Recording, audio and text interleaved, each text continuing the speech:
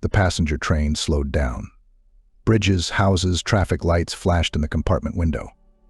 Looking into the compartment, the conductress said, "Approaching, parking 2 minutes." The man put his things in a bag and left the compartment. Passengers with suitcases and travel bags were crowding in the aisle, preparing to leave. "Do you know where you can find a hotel in this city?" the elegantly dressed man asked the conductress. "I don't know," she replied. "Ask the cab drivers, they know." "Thank you. Have a good trip. And all the best to you." The man got down on the platform and looked around. Night had already fallen on the city. The station building was faintly lit by lanterns. He passed by, turned the corner, but did not see Kate with checkers on the roof. At a loss, the man stopped under the taxi stand sign. He had come to this unfamiliar city on very important business. Now he didn't know how long he would be here, but he was determined, planning to finish everything quickly so that his life's dream would finally come true. The man noticed a car, which, shining its headlights on the wet asphalt, was moving in his direction. He waved his hand and the car stopped. "I'd like to find a hotel to spend the night," the stranger said to the driver, who noticed the strange accent with which the man spoke. Was he not from around here? "Get in. I'll give you a ride," the driver offered. "You won't get there on foot. It's too far." The man sat down on the back seat and thanked the driver. "But I don't give rides for free," he warned. Yes, I have money, don't worry." The passenger put his hand into his coat pocket and took out a colored bill. He handed it to the bomber. "And there is no Russian money?" the driver asked the passenger. "Unfortunately, no, I have just arrived, but if there is somewhere you can exchange it, I would be very happy. I only have euros with me, and I need rubles." The driver looked at the passenger carefully through the rearview mirror. Odd, even a little ridiculous, unsure, he had taken out a packet of euros and was now showing it to him, a stranger he was seeing for the first time in his life. Crazy or just plain stupid? Usually business travelers would kill themselves for the last penny and even ask cab drivers for a check to account for the trip, but this. "I know where there is an exchange office nearby. Let's go," said the driver, and the car rustled its wheels on the asphalt. After a while, the driver slowed down and without turning off the engine said, "Over there on the corner, you see it's lit up.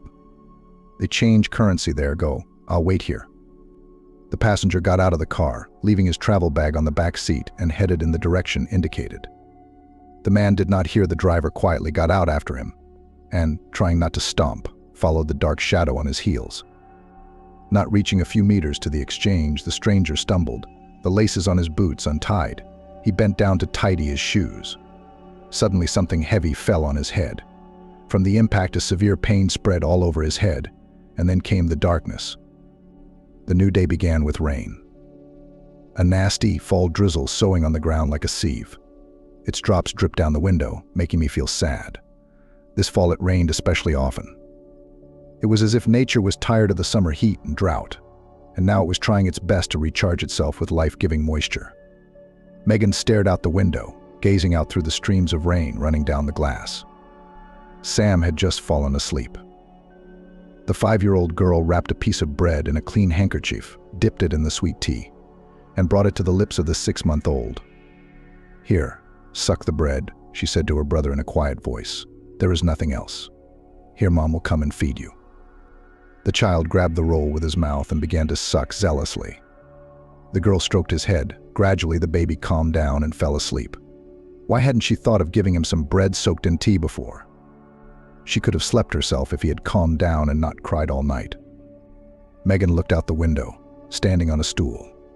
Her mother had left as early as yesterday. She still wasn't home. Aunt Kate from next door showed up in the yard. The woman put the doormats on the bench and began to dust them, taking one by one and putting the clean ones in a neat pile. The girl watched Aunt Kate. The kind neighbor sometimes fed Megan, bringing her from the yard to her house. When her mother gave birth to Sam, the girl stayed with the kind woman for a few days. Those were such happy days. Aunt Kate's house was always clean and warm. On the table was a vase with cookies and candy, and for dinner the neighbor cooked delicious meat cutlets with pasta. Aunt Kate also bought Megan pencils and a sketchbook, and in the evenings they drew together. The girl every time tried to depict on a sheet of paper her father, mother, and herself next to her brother. It didn't always work. That daddy was sad, that mom was ugly. and still she liked to visit her neighbor. At the end of the yard, Mom showed up. Megan rejoiced, pressed her face against the window pane. Her mother walked staggeringly, struggling to move her legs. Her hair was disheveled and her cloak was stained, as if she'd rolled in mud. "Chiara, you're drunk again." Aunt Kate shouted at her. "Shame on you." After all, a young mother, 2 children, began to shame the drunken woman neighbor. "Leave me alone, you don't get to judge me," Megan's mother snapped at her and strode unsteadily toward her driveway. "Oh no," the neighbor rushed over to her. "You're going to listen to me today, you asshole. Sam's been screaming all night. A 6-month-old baby in the arms of a 5-year-old girl for 24 hours. What are you trying to do? Kill the kids?" "Fuck off. It's none of your business." "Maybe it's none of my business, but I'll call the police and the guardianship office, so you'll know when the kids are taken away. Maybe then you'll get your head on straight and start thinking." "What?" screamed the drunken woman. "And you try to call, I'll burn your apartment with all your stuff." Oh, you scared me. Don't sleep in a drunken frenzy." The neighbor came close to the woman, shook her by the shoulders. "Grace, look what you look like. Look what you've turned into. You used to be a beautiful woman, smart, hard-working, and now you're just a slut and an alcoholic. There's no other way to call her." "Piss off," I said. The woman pushed her neighbor away and entered the entrance of a 2-story wooden barrack. Sighing, Megan got off the stool and walked down the hallway. Now her mother would fall into the house, fall to the floor, and have to drag her to bed, or she'd be lying in the hallway, unable to get up. Just as long as she didn't wake Sam, she thought. For as long as Megan could remember, her mother had always been caring and loving. She worked as a nurse at the hospital. From work, she would run to the daycare center to pick up her daughter, and then they would rush home together. Mom would cook dinner and Megan would twirl around her in the kitchen with her dolls. When Dad came home from work, Mom would set dinner on the table. Dad always joked a lot. He was a very kind man, and he loved Mom and Megan. Most of all, the girl loved it when he rolled her on his shoulders.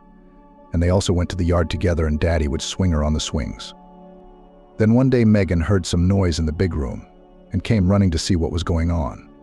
Her dad was twirling her mom around the room in his arms and kissing all the while.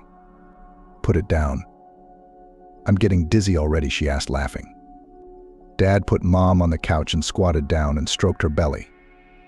"Megan, you're going to have a baby brother soon," the man said, seeing that the daughter was looking at her and her mother with surprise. The girl sat down next to Grace. "Is he in your belly?"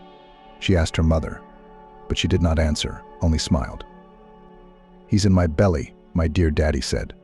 "Soon he will appear, and you will play with him, ride him in a stroller in the yard, feed him from a spoon." "No way." Megan pouted her lips. "I like to draw, but how could he?"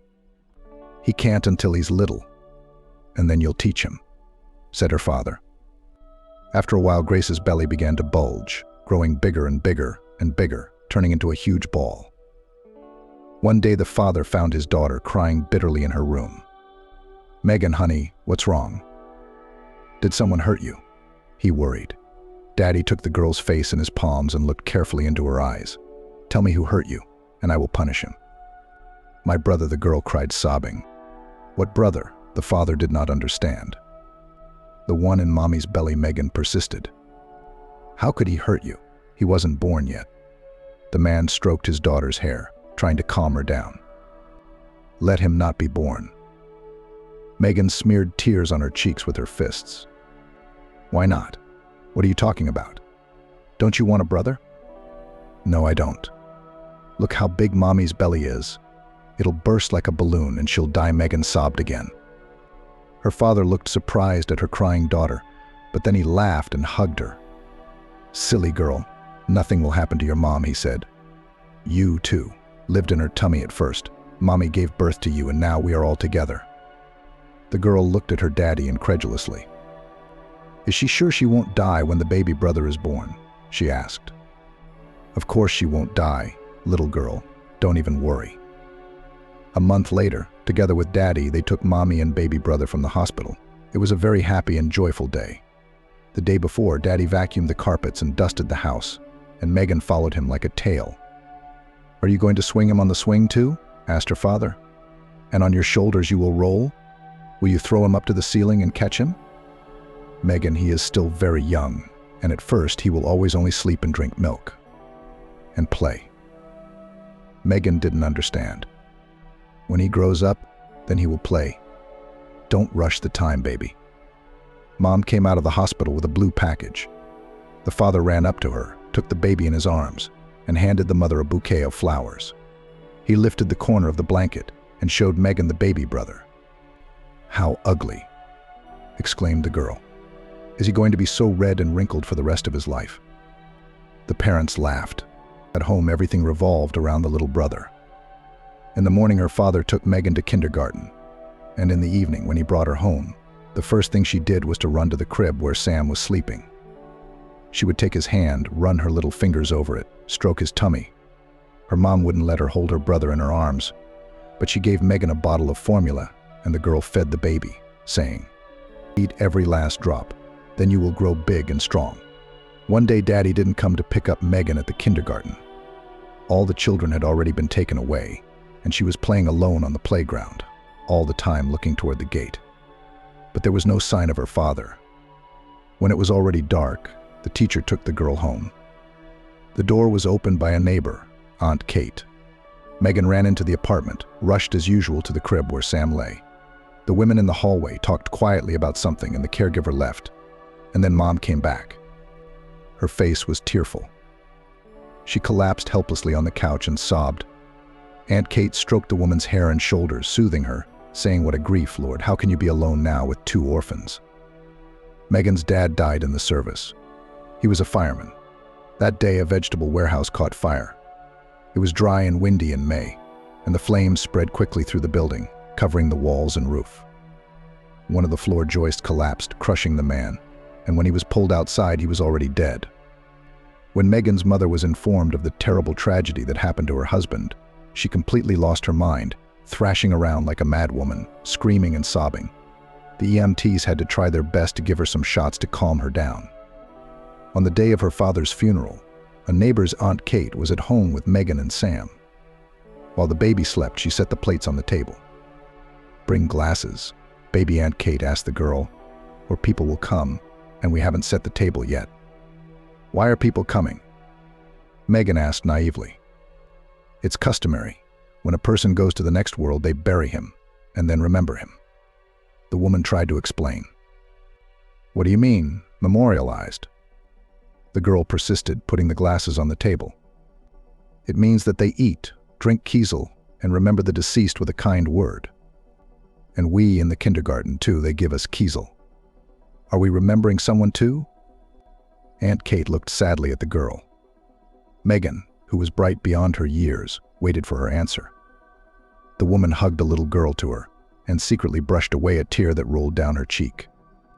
"My poor girl, life is complicated, and it's hard for me to explain everything to you. Just remember that Papa loved you very much, and will always and always watch from the cloud how you live.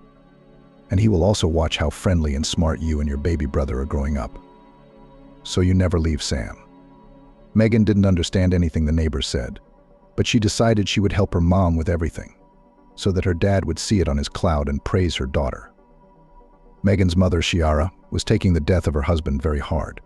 She strongly loved him since the school bench, believed that fate long ago decided everything for them and united them into one whole. When her husband was gone, he began to drink. At first, she drank in the evenings after putting the children to bed. She sat in the kitchen with a bottle of vodka and a shot glass, drank and cried, remembering such a short, full of happiness and love family life. And then some people began to appear in the house. They and Grace drank together, yelled, sometimes fought. When her mother didn't pick Megan up from kindergarten, the teacher brought the girl home and said, "Run and I'll wait for you to come inside." Often the door to the apartment was locked from the inside. Megan would spend hours pounding her fists on the plywood paneling and screaming, "Mom, open up, it's me." Megan, her mother, was either asleep, drunk on vodka, or partying in the kitchen with her friends. Once home, Megan would sit next to Sam's crib and talk to him. "You don't have to be afraid," she told her brother, who looked at the girl with blue eyes. "Our mom is just a little sick.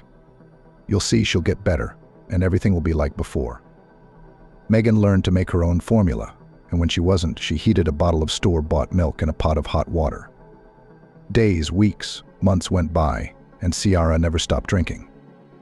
On the contrary, the woman now began to disappear from the house for days at a time. She would return drunk and out of her mind, and most often, as soon as she walked through the door, she would collapse on the floor and lie there until she came to her senses. One morning, Megan walked into the kitchen. Her mother was washing dishes. It seemed to the girl that it had become the same. There were no bottles and shot glasses anywhere. The kitchen table was clean, and even the gingerbread was in a plate. "Mommy, we need to feed Sam," said the girl. "Now, my good girl, I'll heat up the milk and give it to my brother." Her mother poured milk from the bag into a clean bottle and set it to heat up on the water bath. "Do you want some tea, daughter?" "Pour, please." The girl sat down on a stool by the table and took a gingerbread. She thought only about one thing: if only no one had come to visit her mother and brought vodka. Finally, everyone was fed. Ciara started to get dressed. "Are you leaving, Mommy?" Megan asked fearfully. She knew Mommy would leave and then come back with a bottle, and she would be lying around drunk again. "No, honey, we're all going to go for a walk to the park together," the woman replied. "Get dressed and put a blanket in the stroller." Rejoicing, Megan started pulling clothes out of the closet, got dressed, and then rolled the stroller into the middle of the room to prepare a place for her baby brother. She didn't notice her mother lurking in the kitchen, pouring alcohol into a glass and knocking it over, wrinkling her nose a little. The woman stared out the window for a few minutes and then did it again, splashing more vodka into the glass. Grace went back into the room to the children. Megan was already dressed, and Sam was lying in his crib. His mother moved him to the couch and dressed him in a beautiful knit suit with an embroidered bunny on the chest. Then the woman went to the sideboard and took something out of a crystal candy bowl. Here she held it out to her daughter, put it on and never take it off. Megan was holding a braided string with a small wooden horseshoe hanging from it. She obediently put the thing around her neck, but still asked, "What is this, Mother?" In her mother's hands, she saw exactly the same pendant on a braided cord. She was running her finger along the wooden horseshoe, whispering something quietly, as if she were talking to someone. The girl tugged Grace's skirt. "Mommy, what is this? Why do I have to wear this shoelace?" The woman squatted down in front of her daughter, looked her in the eyes with her alcohol-fogged gaze, and spoke. "These two identical pendants your daddy made a long time ago when he and I started dating. He had one and I had the other. And now I want you and Sam to have them, okay?" Megan nodded, though she didn't understand anything. "But since Mommy said so, let that horseshoe lanyard hang around her neck. Especially since Daddy made it." Grace put the second pendant around her son's neck and hid it under her knit sweater. It was warm and dry outside. Ciara rolled the stroller in front of her, and Megan walked beside her. Sometimes she skidded forward, bouncing, spinning. The girl couldn't remember a time when she and her mom had walked together. "Wait here," her mother said, and put the stroller next to the entrance to the store. "I'll be right back." When the mother came out, she had a bag with a bottle and a Plomber ice cream in her hands, which the woman handed to her daughter. They took another walk in the park. Ciara bought a ticket for the merry-go-round. Megan waved cheerfully to her mother as she sat on the horse, and the mother walked beside her, rolling a stroller with a sleeping Sam in front of her. Then her mother sat Megan on a bench, put the stroller next to her, and gave her a handful of candy. "Stay here and don't go anywhere," the mother told her daughter. "If she wakes up, there's a bottle of milk in the stroller pocket. Do you understand me?" Megan nodded. She watched her mother walk away down the park alley for a while, and then she was distracted by the children playing ball on the playground. She wanted to run around with them too, but Megan couldn't move away from the stroller her brother was sleeping in. Time passed and her mom was gone. Passers-by sometimes came up to the 5-year-old girl wondering why she was alone with an infant. "Where are your parents?" Unfamiliar uncles and aunts asked. "My mom will come soon. She went away for a minute," the girl answered. But Ciara was still gone. There were fewer and fewer people in the park. Sam woke up and cried. Megan wheeled the stroller back and forth next to the bench to calm her brother, while she stared at the end of the alley, wondering when her mother's figure would appear. The girl gave Sam milk from a bottle. After he had eaten, he sucked the edge of the diaper in his hands and looked at his sister, who was ready to burst into tears. Finally, she stood up determinedly and wanted to leave the park. "Shouldn't we go home? Mom's probably there," she thought. But at the same moment, she sat down on the bench again. The girl was accustomed to obeying, so she decided, since her mother said to wait here, then she should wait. She took out a candy from her pocket, as suddenly she heard a voice. "Whose girl are you?" An elderly man with a broom in his hand stood next to the stroller. "Mommy's." Megan answered timidly. She was tired, very hungry, and upset by her mother's long absence. "Why are you sitting here all alone?" A park worker, who appeared to be a janitor or a watchman, asked. "My mom and my brother and I went for a walk, and then she left and said she'd be here soon. I'm waiting and waiting, and she's not here, and then all the tension, worry, and fear came out in a flood of tears." Megan cried and Sam cried after her. Come on," the older man sat down next to her on the bench and stroked her hair. "Come on, don't get all wet. We'll find your mom. How long has she been gone?" "I don't know." The girl kept sobbing. The man looked at her, thinking, scratched the back of his head with his hand, and then said, "Come on, let's go. I know where we can find your missing mother." He added, "Come on, don't be afraid." He rolled the stroller down the alley with one hand and held Megan's hand with the other. They came to a small wooden building at the back of the park. The man put a broom at the entrance and guided the girl inside, while he rolled the stroller in with the baby and shouted softly, "Claire, come here." A woman in her 50s came out at the man's call. She was dressed plainly, with her hair in a bun at the back of her head and thick lensed glasses on her nose. "What do you want?" "Look, I was walking down the alley to close the gate to the park, and on the bench she was sitting with a stroller, rocking a baby. She says she's waiting for her mother, but I've been watching them for a long time.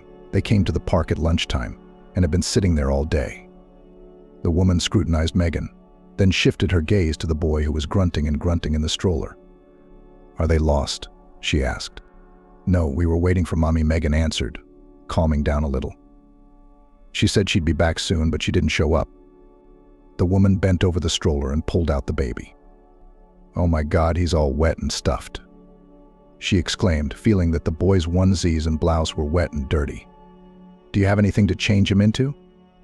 Megan bent down, and under the stroller on the lattice partition was a cloth bag containing a change of clothes, a diaper, and a pair of pants. She handed it to the woman. "Call the authorities, Greg," she said, undressing the child on the table where there were mugs and papers.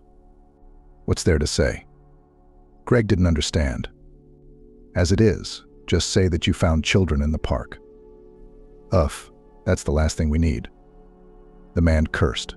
"I thought I'd have a good night's sleep or watch TV. There and took a cup, because my old lady at home does not give a shot to drink. And here. Holy shit, such a situation is emerging. Now I'll have to testify all night, where I took the children, who they are, where the mother disappeared. And what do I know?" Continuing to grumble, Greg went to the phone and picked it up. "Hello, this is from the City Park of Culture and Recreation.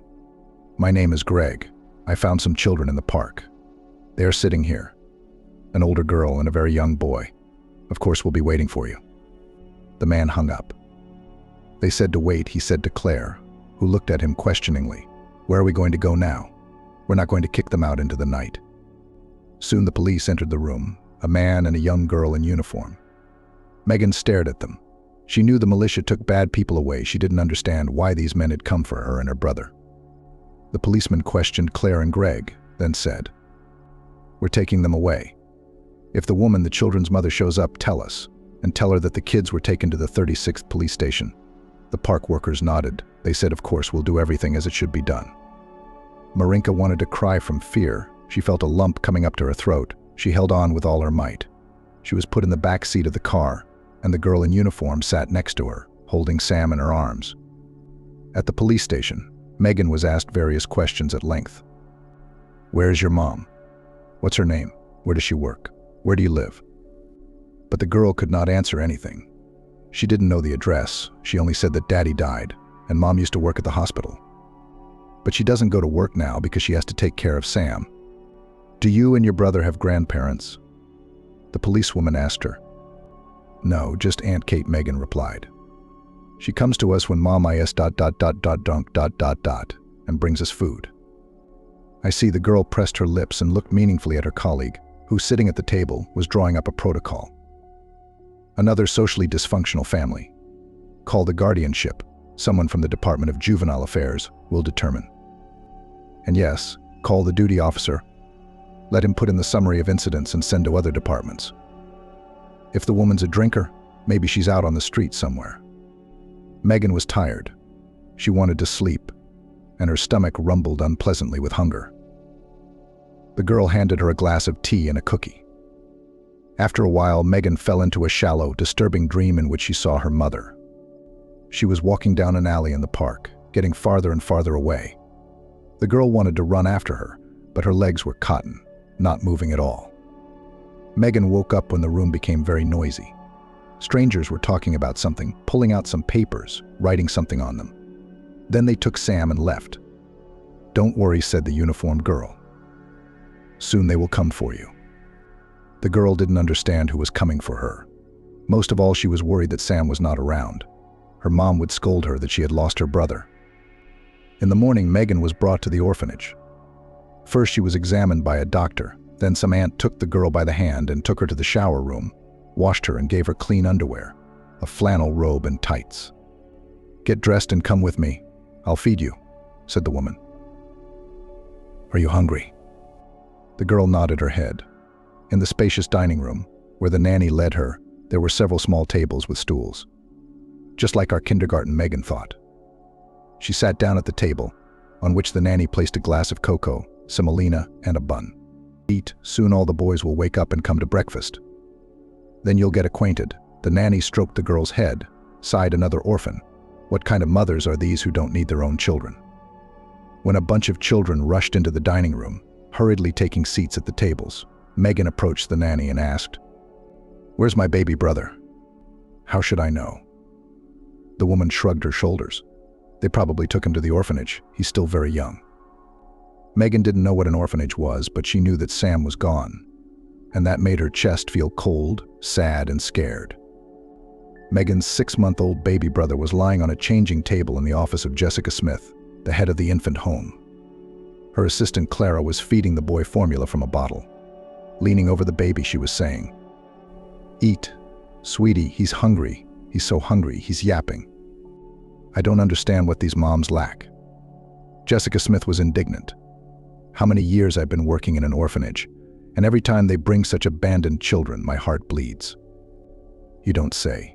He's a sweet little boy," Clara nodded her head. Blue eyes, blonde hair. "He's healthy too." The doctor said after the examination that he had no health problems, that he was developing in accordance with his age. But his mother abandoned him, and where? In the street. "You're right. She could have brought it to the institution and given it up honestly. What if something happened to the kid in the park? What a thing to leave your baby with your 5-year-old sister." "I'd sterilize those mothers, Clara, so they couldn't have any more babies. You think she'll grieve, come running and beg me to give her kids to her? No way. She'll make more children on a drunken binge and then abandon them just like that." Jessica Smith turned away from the window, hesitated for a moment, and then said, "But it may be for the best." Clara looked at the superintendent in surprise. What good could it be? Now he would go to the orphanage, then to a boarding school, and then he would be alone in the whole world. No relatives, no loved ones. "What about you and me?" Jessica Smith asked, approaching Clara, who had finished feeding Sam and was changing him into a clean onesie. "It's our responsibility not to let this little man be lost alone, not to be lost in the big world without support. Do you think someone will adopt him?" Clara rocked Sam in her arms. The baby was peacefully sleeping. "I don't think, but I know," Jessica Smith said firmly. "I have a very wealthy foreign couple in mind. They have been asking for a baby for a long time. They live in Italy.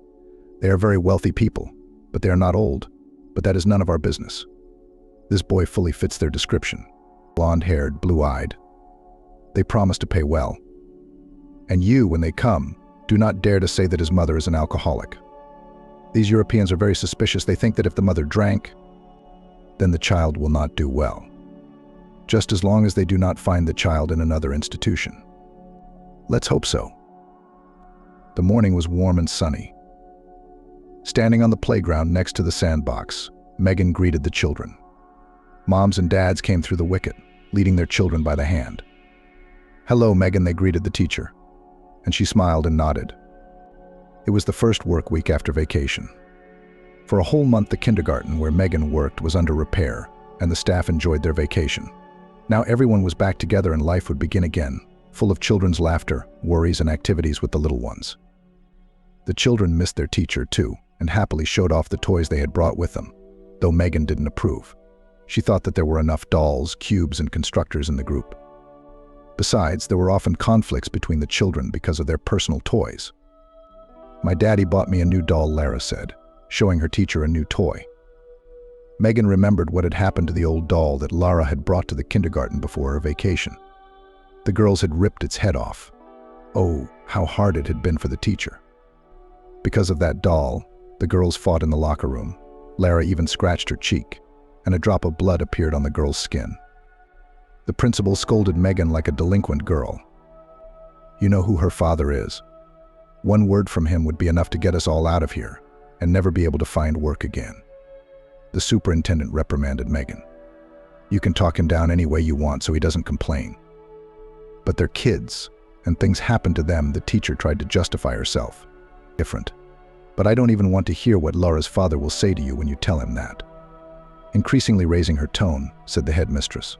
"I've already called him. Soon he will arrive in his foreign car, accompanied by security guards, and we will not show a little." While waiting for the girl's parent, Megan was worried, but when he entered the group, she tried not to show any sign. "Daddy," Lara to her father, "look what they did to my doll." The man hugged his daughter, looked at her cheek. The scratch had been treated, and the girl had a band-aid on her cheek. "I'll take my daughter home," the man said. "She'll be with a nanny for a few days." Yes, of course, Megan nodded her head. She was ready to explain what had happened between the children, but the man gestured for her to stop, adding, "Don't say anything.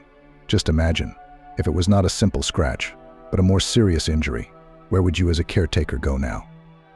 "Patrick, I always say that you should not bring toys from home. The boys have constant conflicts because of them." "Shut up," the man shouted at her. "Your job is to make sure that these conflicts do not arise." Leaving the locker room with his daughter, he turned around and looked carefully at the teacher. "Today I only warned you. Please think carefully about what I said." Megan sighed and escorted the father and daughter out with a look. She was in no way afraid of this overbearing and strong man.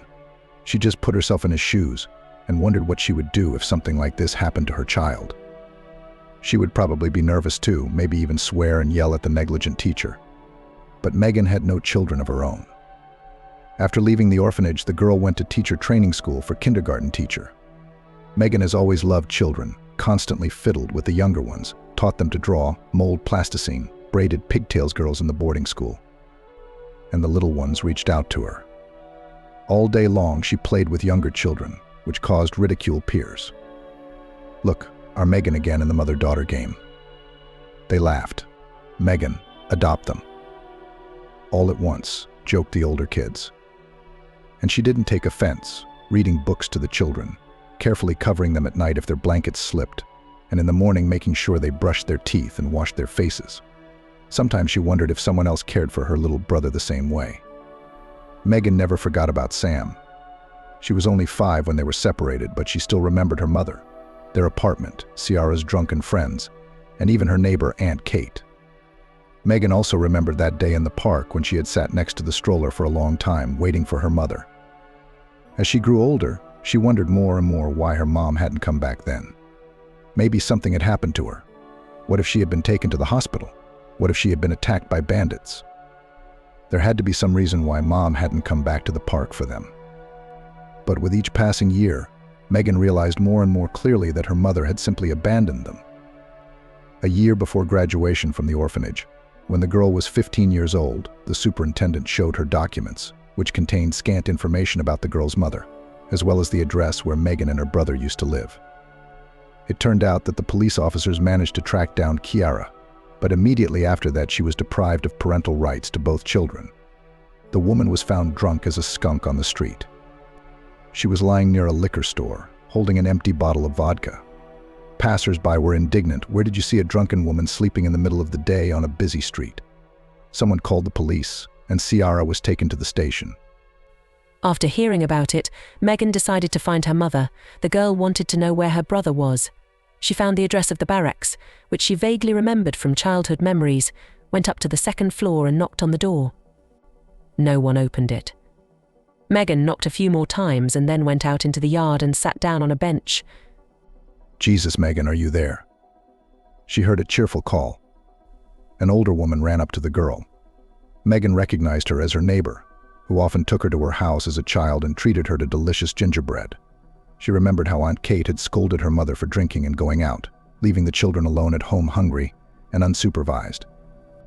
"I'm Aunt Kate. Don't you remember me?" the woman asked, looking into the girl's face. "I do," Megan smiled. "Oh, why are you sitting here? Come to my place, let's drink tea and talk." Aunt Kate took Megan's hand. "Where is Mom?" the girl asked, and felt how strange the word mom sounded, as if she was asking not about her family, but about a complete stranger. Come, I'll tell you everything." Aunt Kate pulled her by the hand in the direction of the neighboring entrance, hugged her by the shoulders, and led her to her apartment. Nothing had changed in Aunt Kate's house. Even the furniture was in the same place and smelled the same as it did when she was a child. Megan hesitantly walked into the room and sat down on the couch. The neighbor fussed. She wanted to treat Megan to something delicious. "I'll put the kettle on," she said. In a flash, the table was filled with candy, cookies, and gingerbread, the little goodies Aunt Kate kept on hand in case she had visitors. Over tea, she began to ask the girl questions. "How are you doing, Megan? No trouble?"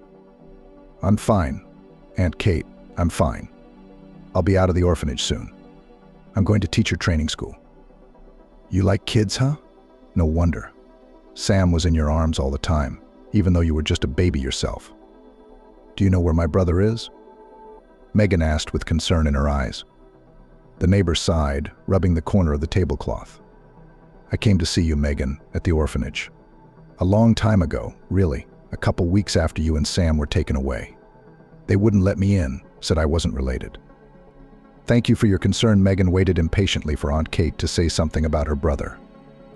"And I tried to find Sam," the woman continued after a short pause. "He was just a baby, so they put him in an orphanage. I went there too, all the way to the head of the house, and she told me that Sam was adopted." "How am I supposed to find him?" Megan was worried. She wondered if there was any way to find him. "You can't," Aunt Kate cut off her faint hope. "If a child is adopted, all information about his new parents and where he lives is classified. Just like that, you know." "I wish I could find him. He doesn't remember me at all, does he?" the girl asked. For sure, the woman nodded her head. How could a 6-month-old child remember anything? And his parents hardly know that his adopted son has a sister. And if they do, they won't tell. Why would they? "So I'll never see Sam again?" Megan was upset. "Life is long and unpredictable," the neighbor said thoughtfully. "No one can know how it will turn out and what surprises it will bring." They were silent, drinking tea and thinking about the complexity of human destinies. Finally, Aunt Kate broke the silence. "Your mum's dead, Megan," she said sadly. "It's been a week since she was buried." The girl looked up at her neighbor. She didn't remember her mother well, but her heart still stabbed, pinched, squeezed so tightly that it was hard to breathe. "She drank a lot," Aunt Kate continued, trying to choose her words so as not to hurt Megan's soul. Drunken friends had set fires in their apartment a few times, and the whole house was on fire.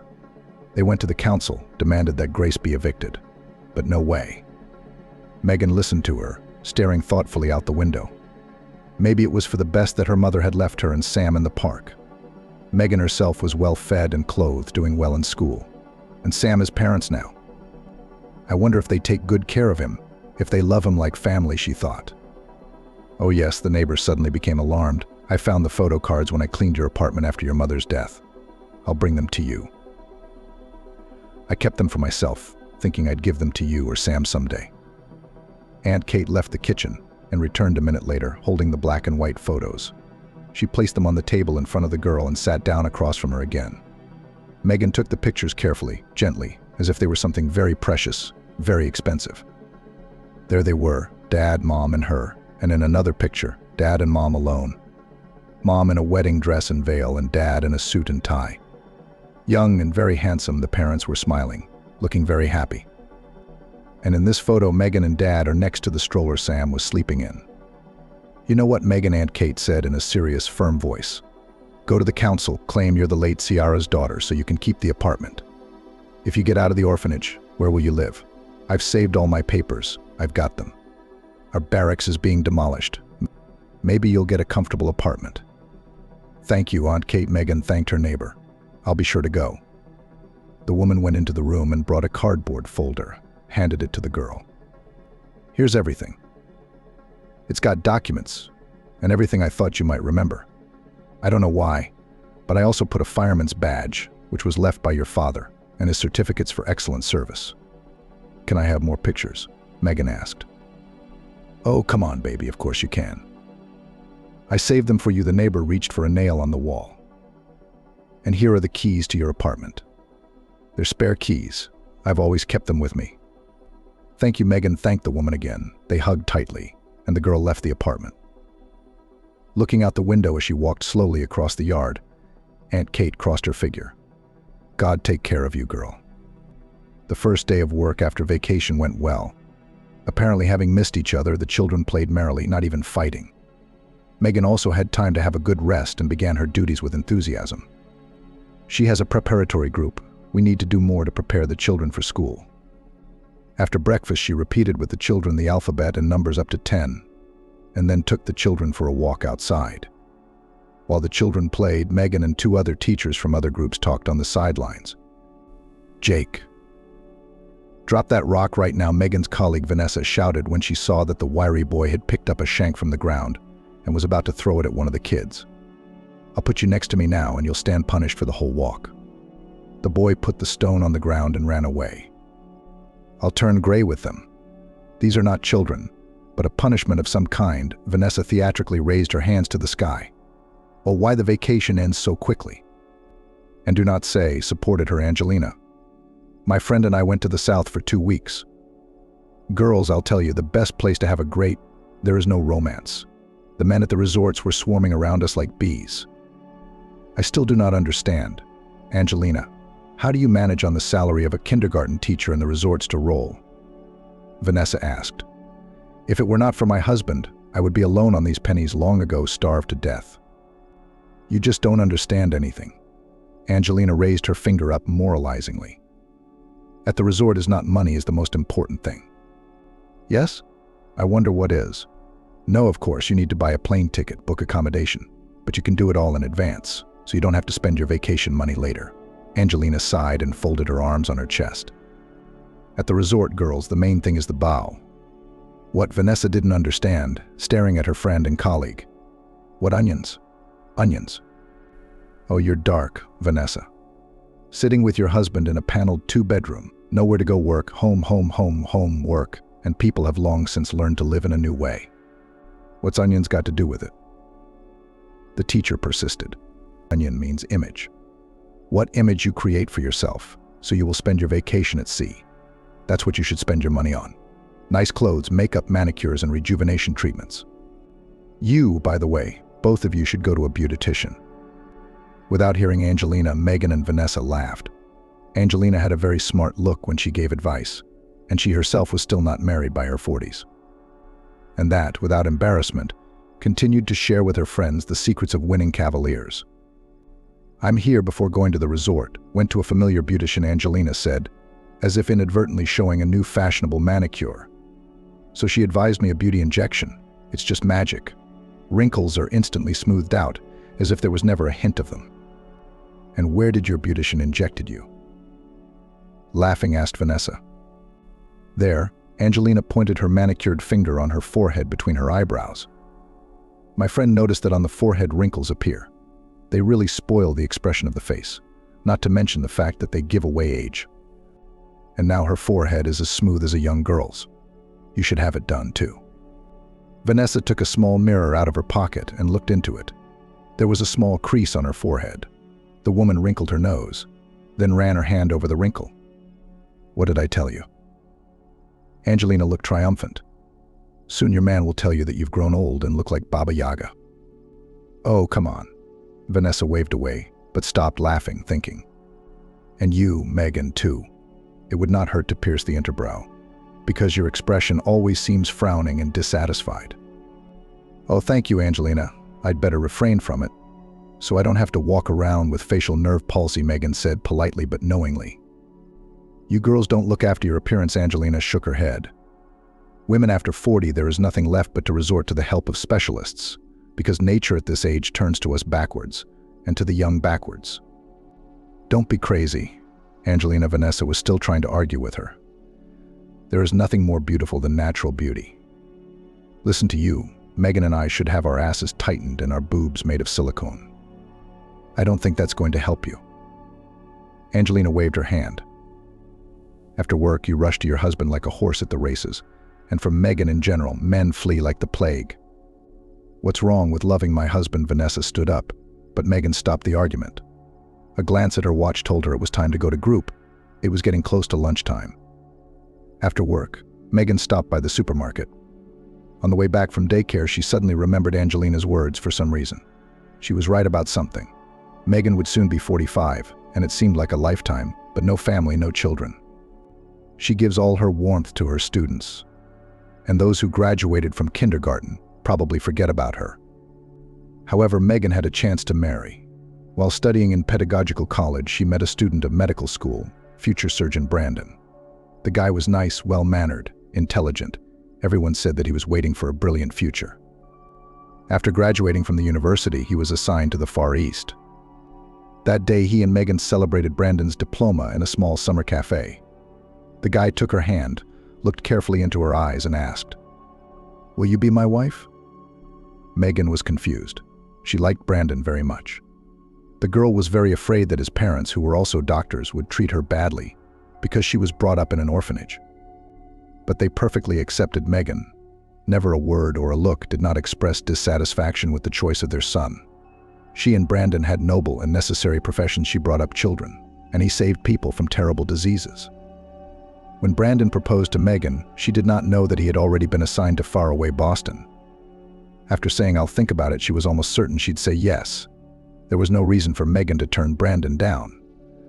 But when she heard that they were going to move to Boston, she flatly refused to even hear about marriage.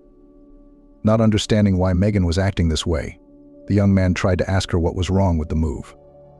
Then Megan confessed she's waiting for her brother, who was lost as a child, to grow up and return to her hometown someday.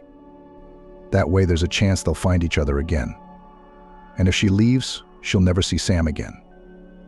"You just don't love me," Brandon exclaimed angrily. The reason his girlfriend had given him seemed to him to be a small enough reason to destroy the union of two loving hearts. Megan did not begin to change the guy's mind to prove that she loved him. Saying sorry, she just left. Brandon tried to call her several times, but then he left and she heard nothing more about the failed fiancé. Walking out of the supermarket with full bags of groceries, she hesitated and tripped over the curb. The bags fell out of her hands. Potatoes, onions, tomatoes, sausage, and tomatoes flew across the sidewalk. All the contents of her bags ended up on the pavement. Squatting down, the woman rushed to pick up the groceries when suddenly she saw feet in polished shoes and black pants in front of her. Megan slowly lifted her head, looking up. Standing in front of her was Patrick, Lara's dad, who had had a doll broken by the girls in the group a month ago. The man sat down as well and began to gather potato tubers into a bag. "Hello, Megan," he said. "What are you doing, Patrick? Don't be." "Helping you pick up fallen groceries." "Is something wrong?" The man straightened up, holding a bag with a broken handle. "Thank you," Megan thanked him, "but I could have done it myself." "I'm sure you could," Patrick said with a smile, and she was quite timid in front of this solid, handsome man. "Are you going home?"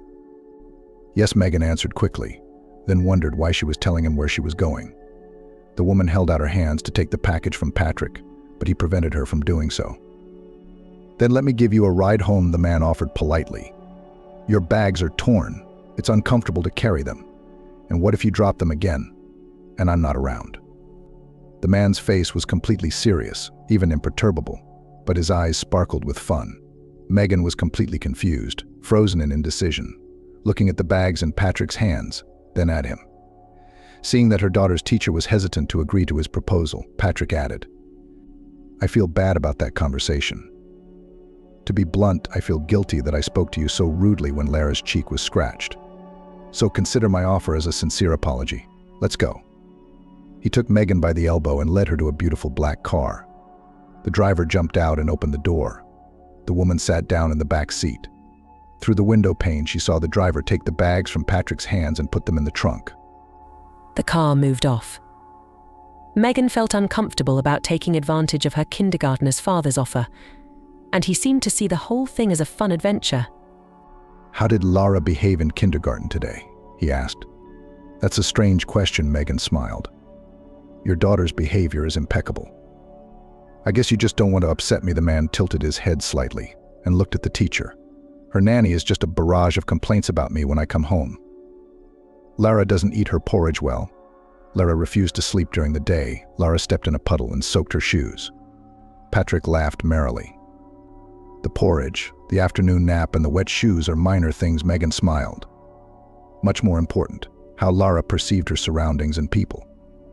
"Really?" the man asked. "How does she perceive it all?" With curiosity, Megan answered confidently. "In this case, she's just studying the nanny's reaction.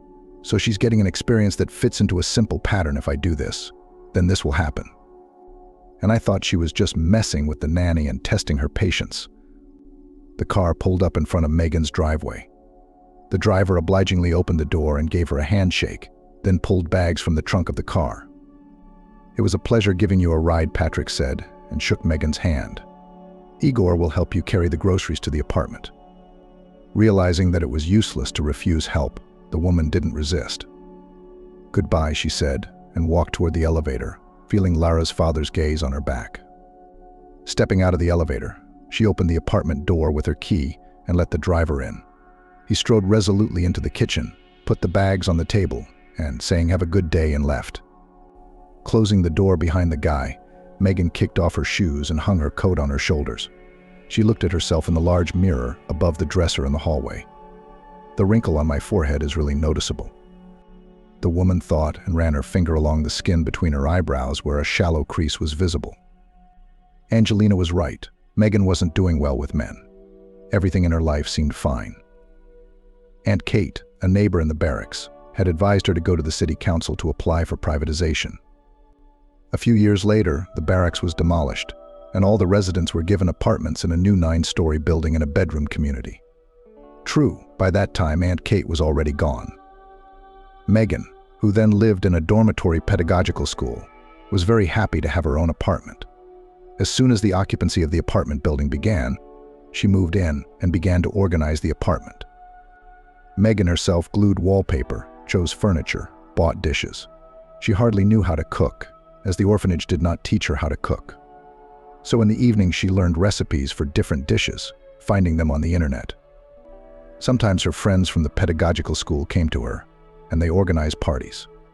Often the girls came with their boyfriends and brought friends to introduce Megan to them, but nothing much ever worked out for her with the opposite sex. After getting a job in a kindergarten, the girl generally immersed herself in the process of raising other people's children and forgot about her personal life. After Brandon's proposal to marry him, she realized that the man who would be next to her would always demand attention only to him, and Megan dreamed of finding a brother, the nearest and dearest person on earth. Her Sam. Quiet time in kindergarten was a time when the kindergartners could not only eat lunch, but also chat. So this time Vanessa, Megan, and Angelina sat down at the table and shared news. "Yesterday I found a website with so many great cosmetics," Angelina said, munching on a cutlet. "I bought so many things: masks, balms, and rejuvenating creams." "Good for you," said Vanessa. "Only you when you meet men. Leave your passport at work." "Why is that?" Angelina did not understand, and that they did not find it in the year of your birth did not see. Then you know masks and injections will not help. Your young suitors will run away, shining their heels. Vanessa laughed merrily, and Megan, looking at the stretched face of Angelina, smiled. Vanessa and Angelina were always teasing each other, and it was fun to watch them bicker. "By the way, you don't care what you look like, and I'm going to keep up the good work," said Angelina, fixing her hair. "Our brand has been on the market for 100 years. "That's a great slogan for you," Vanessa continued to tease her friend. "Or it could be despite 100 years of experience. I'm still functioning. Come on, Angelina waved her hand, pouting. The woman wanted to change the subject, so she turned to Megan. It's your birthday coming up, isn't it? Isn't it? You're not wrong, Angelina Vanessa said without letting Megan answer. And not just a birthday, but an anniversary. 45, the woman is a berry again. How are we going to celebrate Megan? I don't think I'm going to celebrate. Megan tried to dismiss her friends. Yeah, that's how we let your birthday get washed out. No, we'll celebrate it properly. Angelina wagged her finger at Megan. Why don't we go to a restaurant?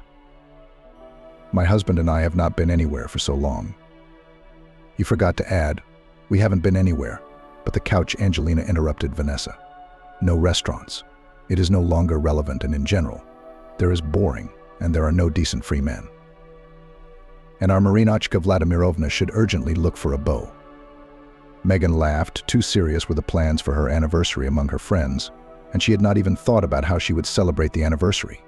Girls, but I do not want to cook anything. Fuss. Think about how to have fun. I'll buy a cake, a bottle of wine. We'll sit around when the kids are in group. No way, Angelina squealed. You don't want to organize anything, don't. Vanessa and I will organize everything ourselves, right? Vanessa had no plans to organize the party. She wanted to come to the restaurant, ready to have a good evening. But Angelina's look was so convincing that she had to nod her head. That's right. Do whatever you want, Megan agreed. She never celebrated her birthday, never invited anyone. Last year she'd bought herself a bottle of wine and brought a box of chocolates from work, donated by her co-workers. She sat at the table in the kitchen, set the pictures she'd once taken from Aunt Kate in front of her, poured the wine into a glass, drank, and sank into the thoughts that troubled her. For a long time, Megan had searched for her brother Sam on social media, but then she realized it was a pointless endeavor. If he was adopted, they could have changed his first and last name, and even his date of birth. Sam might not even know he had an older sister. And she, seeing him, wouldn't even recognize him. It had been so long since she'd seen her brother. Plus, he was just an infant, and children change as they get older. Then Megan decided to apply to a famous TV program to look for her brother. But there was no news from there for several years. On her birthday, she drank wine alone and thought that maybe Sam was just around the corner, maybe even in her town or some of the neighboring towns, and she couldn't find him. Megan was brought out of her brooding state by Angelina. She shook her by the shoulder. Ali, wake up, enchanted. Excuse me, girls, I've been thinking. We're asking you what to get you for your anniversary. I suggest beauty products or a certificate to a beautician, and Vanessa says money. I don't even know, Megan replied uncertainly. That's what I'm saying. Why do you need money? Where are you going to spend it? Your paycheck alone is enough. There's always something to spend money on, Vanessa argued. Oh, don't be ridiculous. Angelina waved a hand at her. If you knew where you could spend it, you wouldn't be wearing the same boots for the third year. Well, you've got a nerve, Vanessa took offense. Girls, stop fighting and arguing over nothing. I don't need anything. Megan tried to reconcile her friends. I don't need anything. But the active and active Angelina could not be stopped. All right, let's do neither you nor me, she said to Vanessa. Let's give Megan a gift she'll remember for the rest of her life. I have an idea. As they talked, the quiet time flew by. It was time to get the kids out of bed and serve the afternoon snack. The women went off to their groups. Megan spent the rest of the day working with the children in the group, and then took them outside. It was a nice day, and the children scattered around the grounds playing catch-up and ball. Gradually, their parents came and picked them up one by one, taking them home. When all the children had been taken away, Megan was picking up the toys left behind by the children. Suddenly, she saw Patrick, Lara's father, walking down the path. Hello, Megan, the man greeted her.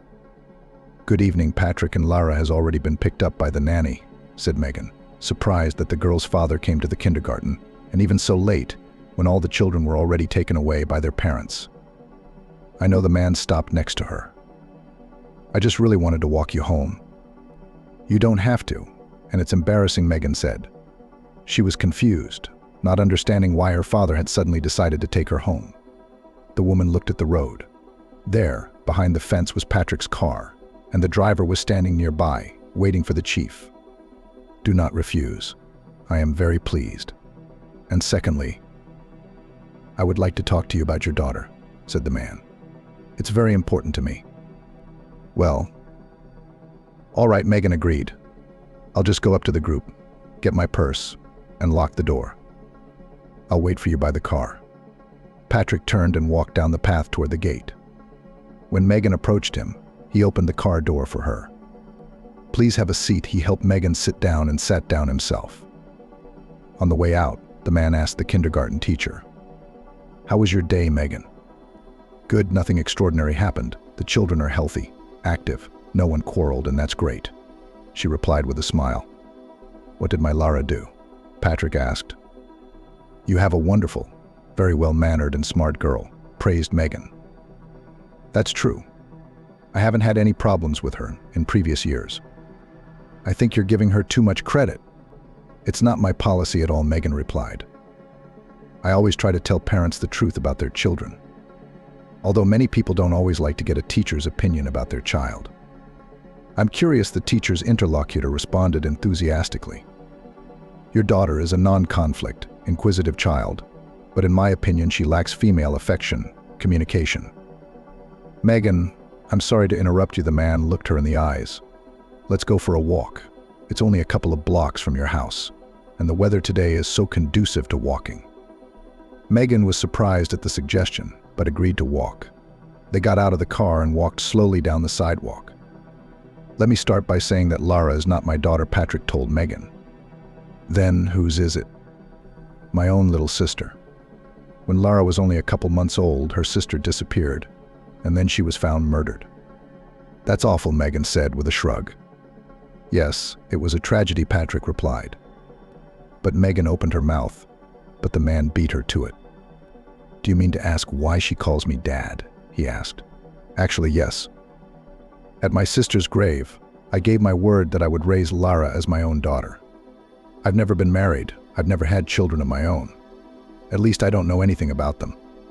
I just took care of the girl, and one day she said her first word, and it was Daddy. That's when I decided, let her think I was her father." "That's an amazing story," Megan said quietly. "Looking at Lara, you'd never think she was worried or lacking affection, warmth, love. You make a wonderful father." "You think so?" They'd already reached Megan's driveway and the man stopped. He looked at her with his velvet brown eyes, and she felt as if he and Patrick had been friends for a long time.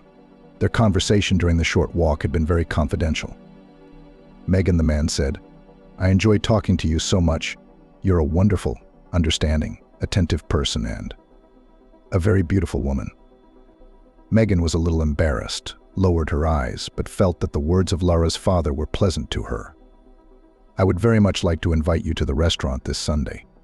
Would you mind?" Patrick looked hopefully at Megan. "We could have a nice meal, relax and socialize. Or suggest your own program, where you'd like to go." "I'll make it happen." "You know," Patrick, Megan smiled, "you don't have to go to a restaurant to socialize and eat good food." "Really? Where do you want to go?" "I'm inviting you to my house. It's my birthday on Sunday." "That's wonderful. I'm happy to accept your invitation." "Thank you." The man took her hand and touched her lips. Megan smiled, tilting her head slightly, and when he let go of her palm, she said, "See you later then?" "Goodbye, we'll definitely be at your place on Sunday." Megan headed for her driveway, and Patrick watched her for a few more minutes. He really liked this calm, a little sad, intelligent, and beautiful woman.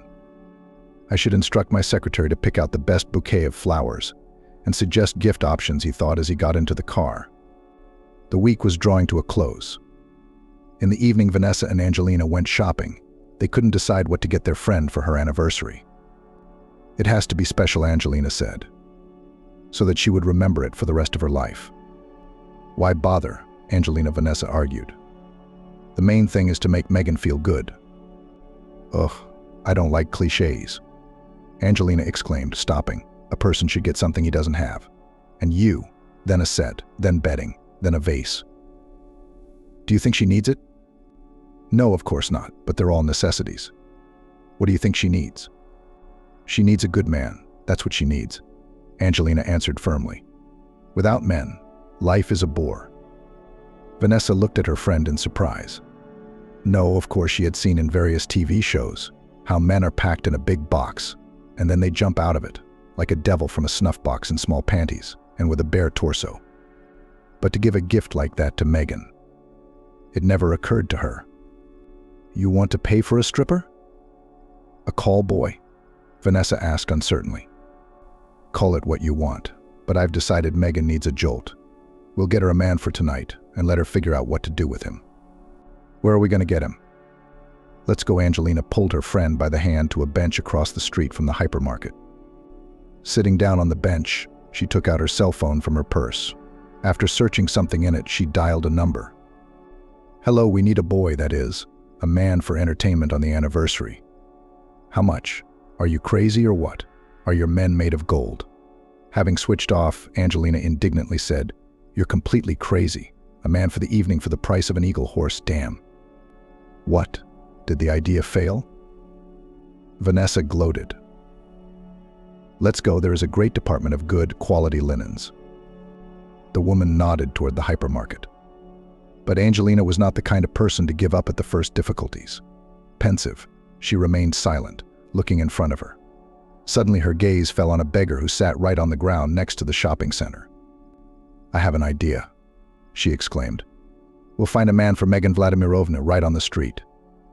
I'm stupid, they're literally lying around and we don't even notice. What do you mean? Vanessa didn't know what her friend was talking about. You see that beggar over there? Well, that's who we're bringing to the anniversary. Why, we'll pay him, and he'll go like a calf on a string. They'll do anything for any penny. Are you crazy? I think it's a bad idea, Vanessa said uncertainly. It's a good idea. Angelina got up from the bench, and with a decisive step went to the homeless man.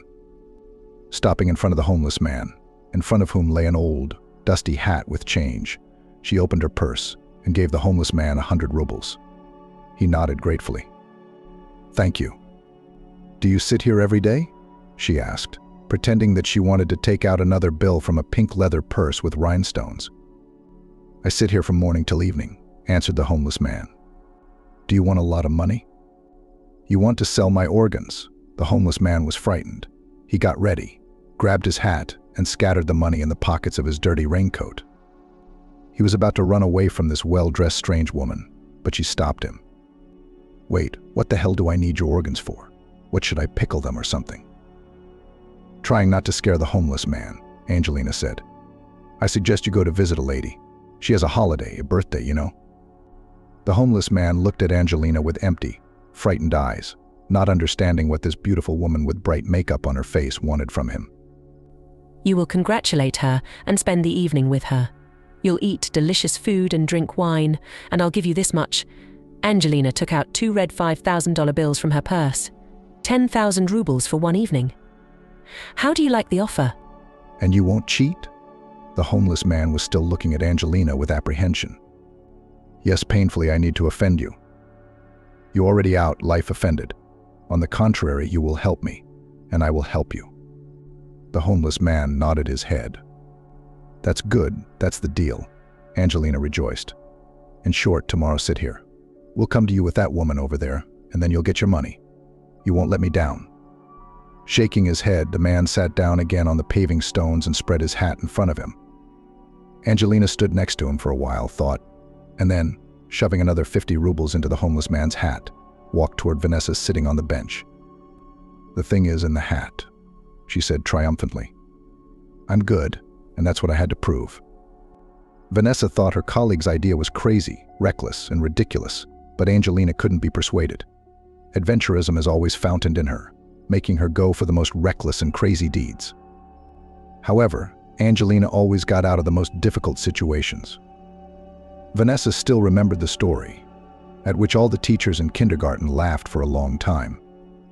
Whether out of boredom for fun or for some other reason, she invited 5 men to her house for a date, locked the door, and threw the key out the window.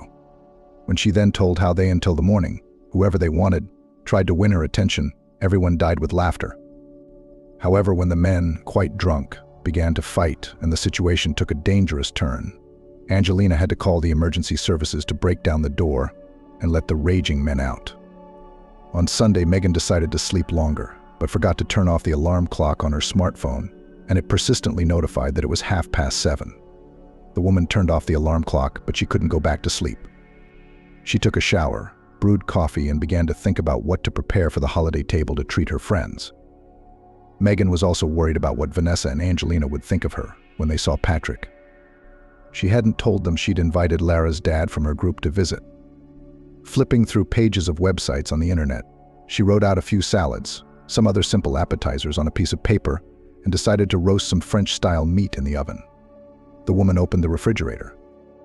Yesterday she had gone shopping and bought a couple of bottles of wine. A beautiful cake was also on the shelf next to the fruit. All that was left was to prepare everything.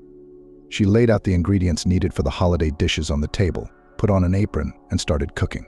Angelina and Vanessa met in the square near the hypermarket. Angelina, as always, was in a high, excited mood. She was anticipating how Megan would be impressed by their surprise.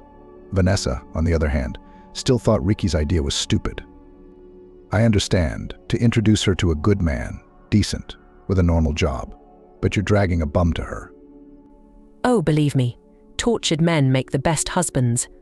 At least they're grateful, like dogs picked up off the street. I'm amazed at you, Angelina.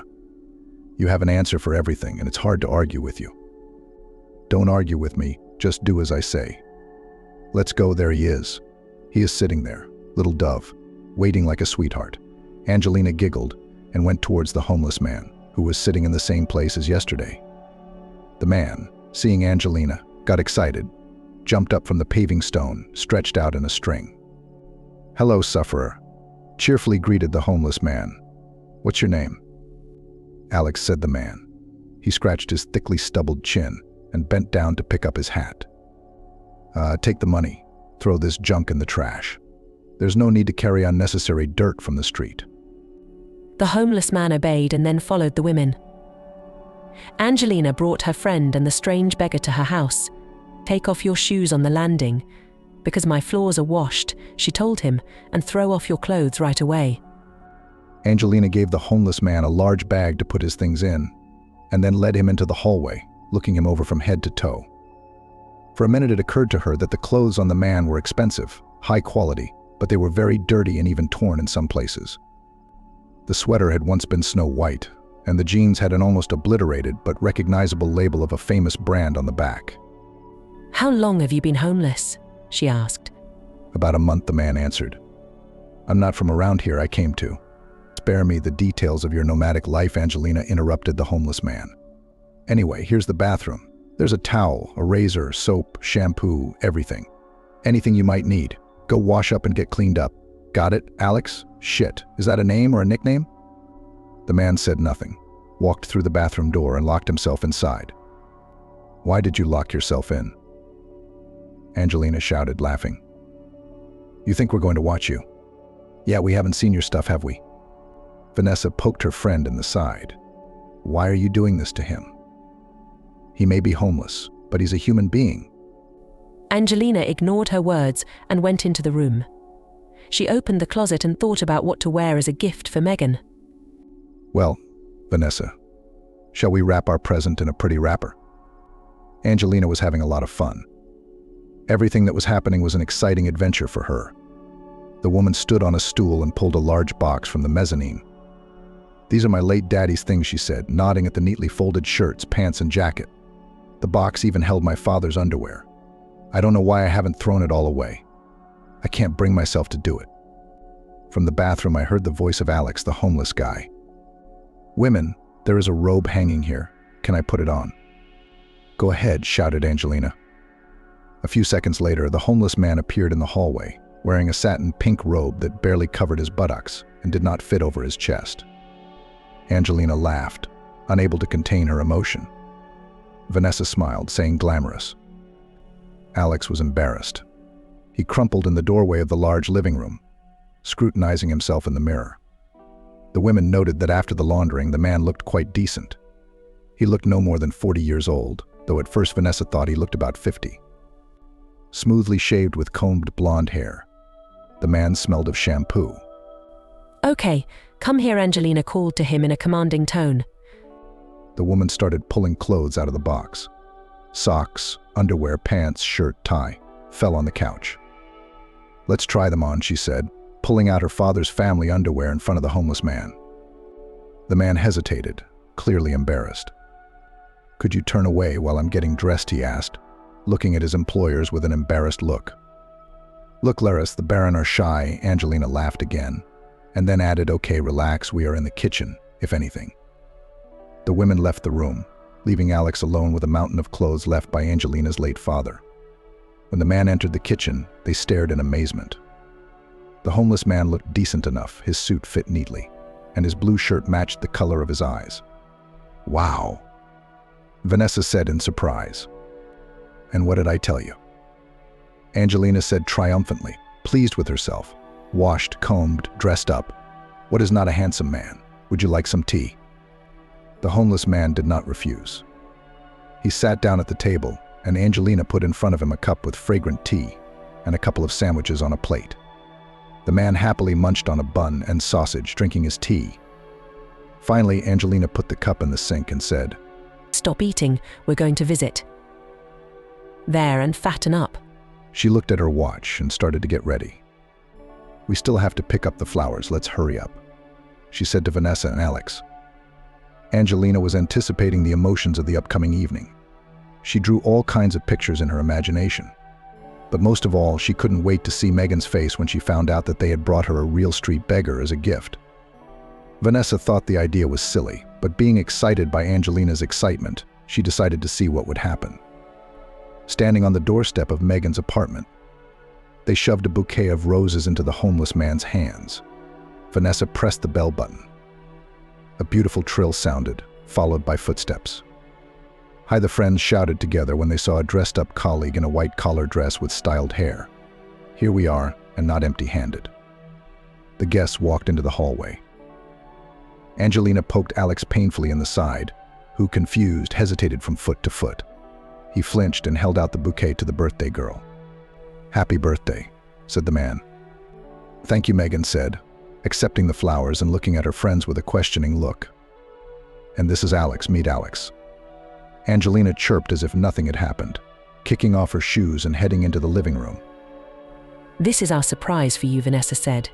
"So to speak, a beau for the party." "Come in," Alex Megan invited politely. In the center of the room stood a table covered with a tablecloth, on which plates, cutlery, and several salad bowls with appetizers were arranged. The pleasant smell of meat wafted throughout the apartment. The guests sat down at the table, and Megan put the flowers in a vase and joined them. "Alex, could you pour the wine?" she asked, handing the man a corkscrew. He took the bottle, stared at the label, and said, "For a holiday for such beautiful women, you need a different wine." Hey, and how did it not suit you?" Angelina giggled. "Sommelier from the heating system, damn. This wine is semi-sweet, and I feel that it smells like meat," Alex said with a serious look. "You should serve red semi-dry with meat." "Come on, pour it," he was making sense. Angelina pushed Alex with her elbow so that he would talk less. After drinking and snacking and sitting at the table for a while, the buddies said they had to go. It was part of Angelina's plan. Megan would spend the evening alone with Alex, and tomorrow at work they would announce to her that he was a regular bum. Then they'd laugh together at her friend's reaction. She might take offense, but it was a joke, after all. Angelina was sure that no one had ever received such an original gift. "Alex, will you help us get dressed?" she asked the man. He left the table and handed Angelina his coat, and she slipped 2 $5,000 bills into his pants pocket, as promised. "Behave yourself, street child." With those words to the bum, she walked out of Megan's apartment, dragging Vanessa with her. The door slammed shut and Alex stood still. "Well, what are you doing?" "Come on in, since my friends ran away so quickly, we'll celebrate together," Megan suggested. She was a little disappointed that Patrick hadn't shown up. She wanted to see the man again, but she figured he had better things to do. Alex poured wine into glasses again, and Megan brought French meat from the kitchen. "What's this?" the man asked. "French meat. Why the name?" "I don't know," the birthday girl shrugged. Alex gladly took a knife and fork in his hands, deftly cut a piece, and sent it to his mouth. Very tasty, but I would add Provençal herbs to it, he said. Why? Megan wondered. If it's French meat, there should be Provençal herbs and basil. But it was still very good. Megan scrutinized the man she was seeing for the first time. He had a strange accent and way of speaking. "Alex, aren't you from around here?" she finally asked. "A little out of town," the man answered. "What do you mean, a little?" Megan didn't understand. "I was born here, but I lived somewhere else." I see. You eat, eat. Don't be shy. I admit, I can't stop eating. Alex praised the woman's culinary skills. "Can I have more of this salad?" Sure, Megan moved the bowl closer to the man and thought that he ate a lot, as if he hadn't eaten for days, and praised the simplest salads as if he ate them for the first time. Suddenly, Alex grabbed his stomach and started to roll onto his side. "Oh, I don't feel well," he groaned. "What's wrong?" Megan jumped up to him, supporting him by the elbow, and helped him to move to the couch. "I can't breathe. I think I ate too much." Alex rolled his eyes and started rolling around on the couch. "Be patient. I'll call an ambulance." Megan ran for the phone, dialed 03, and called her address. Soon the EMTs arrived. Entering the room, they laid out an orange suitcase with medical supplies and examined the patient. "Let's unbutton the shirt," the doctor said. Megan helped Alex undo the buttons, freed his chest from the blue fabric, and suddenly froze in place. At that moment, it seemed to her that the floor was moving out from under her feet, swaying up and down. The woman swayed, took a few steps back, and fell into a chair. Her eyes blurred and she lost consciousness. Megan woke up to the pungent odor of ammonia.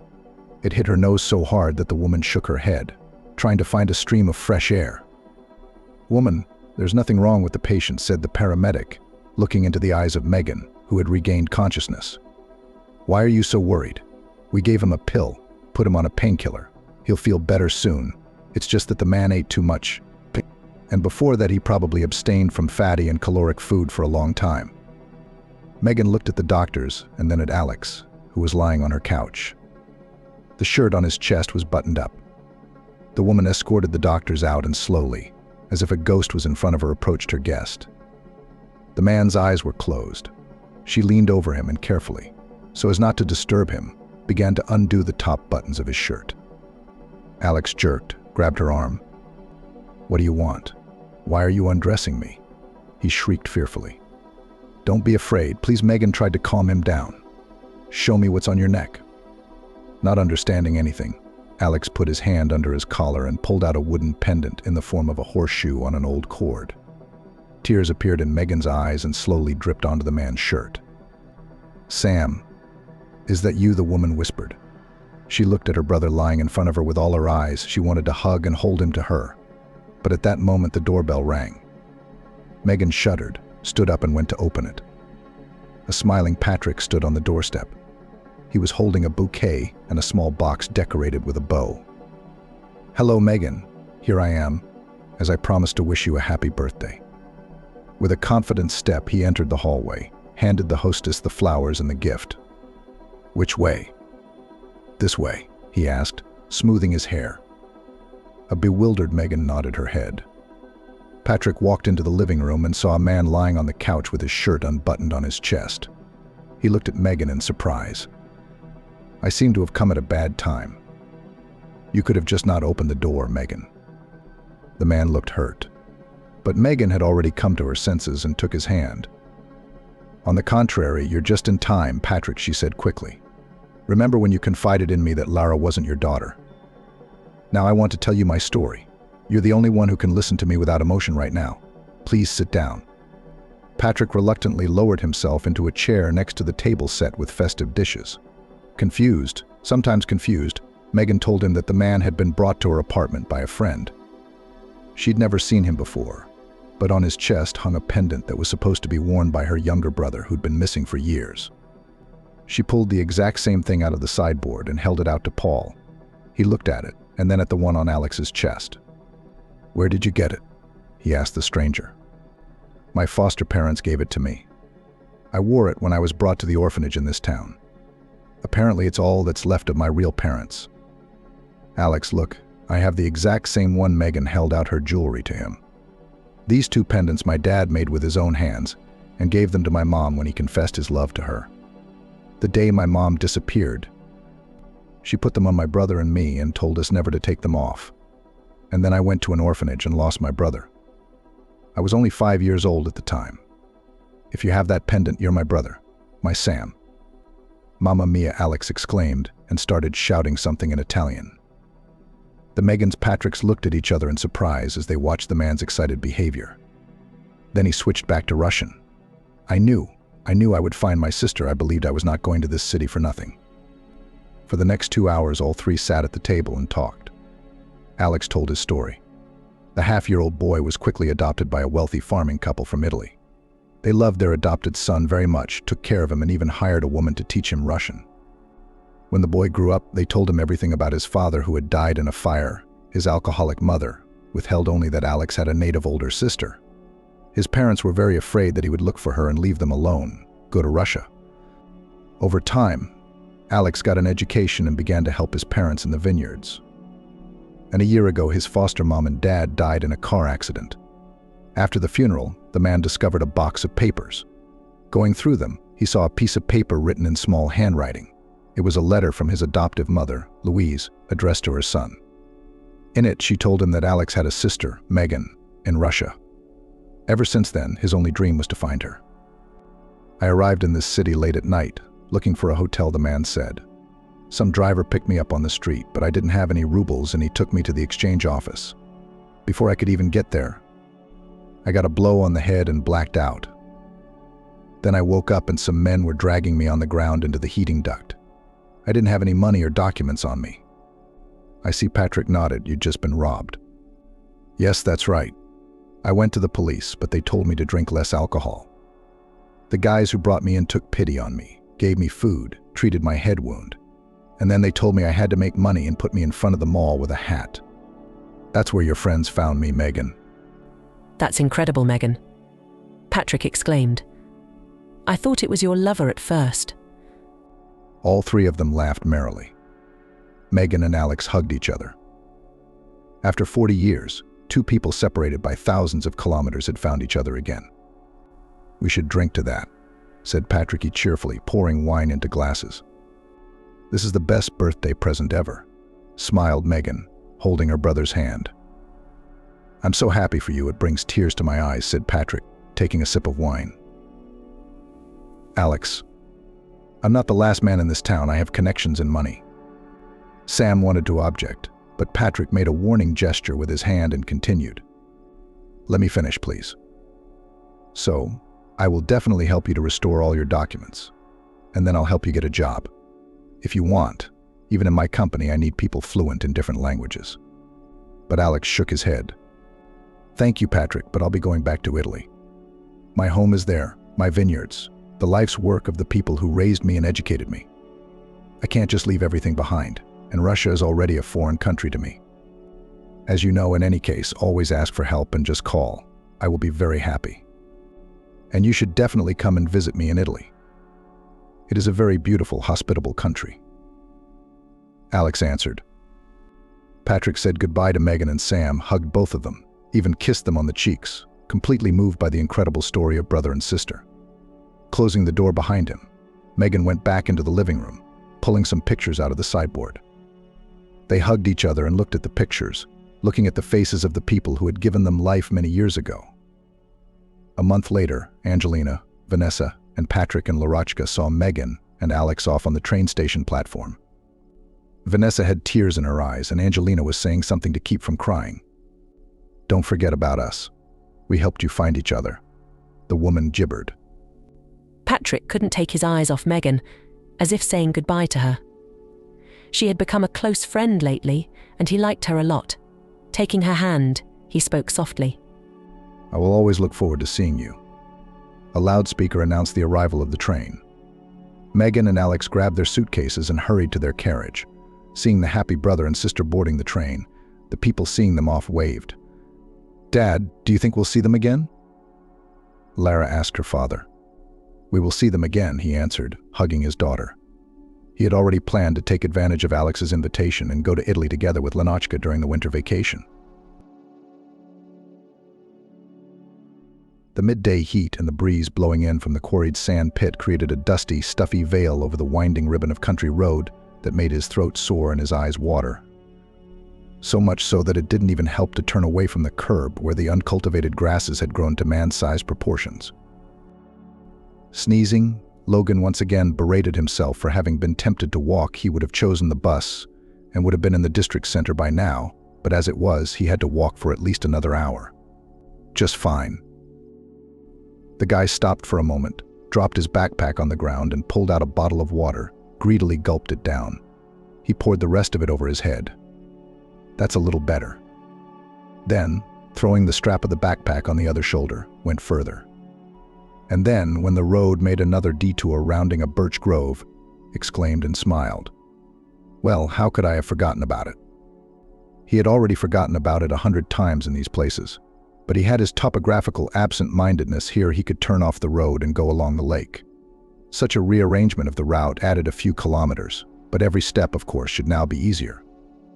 Logan was so happy that he even began to hum a cheerful tune of some song under his nose. "Uncle." A child's voice called out to him, and Logan froze. Was he imagining things? He looked around. Didn't he seem to be the only one here? "Uncle, can I ask you a favor?" The voice came again, now even closer, and Logan, before he could remember, half-jokingly and colorfully about all sorts of wild mystical spirits lured by imitation of human speech, saw the owner of this voice. It was a girl of about 7 years old, thin and white all over from the pale skin and a scattering of freckles from the nose and up to the knees to the golden, sun-whitened hair. A little girl in a dress that, judging by its drab appearance, could have once served as a potato sack, emerged from the thicket of reeds. Bare feet slapped on the muddy lake shore. Logan said. "Hello," he said, and swallowed nervously, because it was strange and unsettling to find a child in a deserted place between two villages. "Where are your parents? Where are the adults?" Actually, the young stranger frowned. "I'm big enough to go where I need to go on my own." I see Logan nodded, though of course nothing was clear. "What? What's wrong?" Nothing. The girl looked at him with a look that said, "Are you stupid, Uncle? I just need some help. If you can't do it yourself, you have to ask others. That's what my mom taught me. And also, of course, you have to say the important word, please. Please. Uncle, can you make me a boat?" With the last impatient word, he was handed some old sheet of paper, I think, from a drawing album. "I think I can." Logan dropped his backpack to the ground and took the sheet. But he didn't make anything from it, instead looking intently at the girl. Something about this seemed strange and wrong to him. "So you're walking alone. Where do you live?"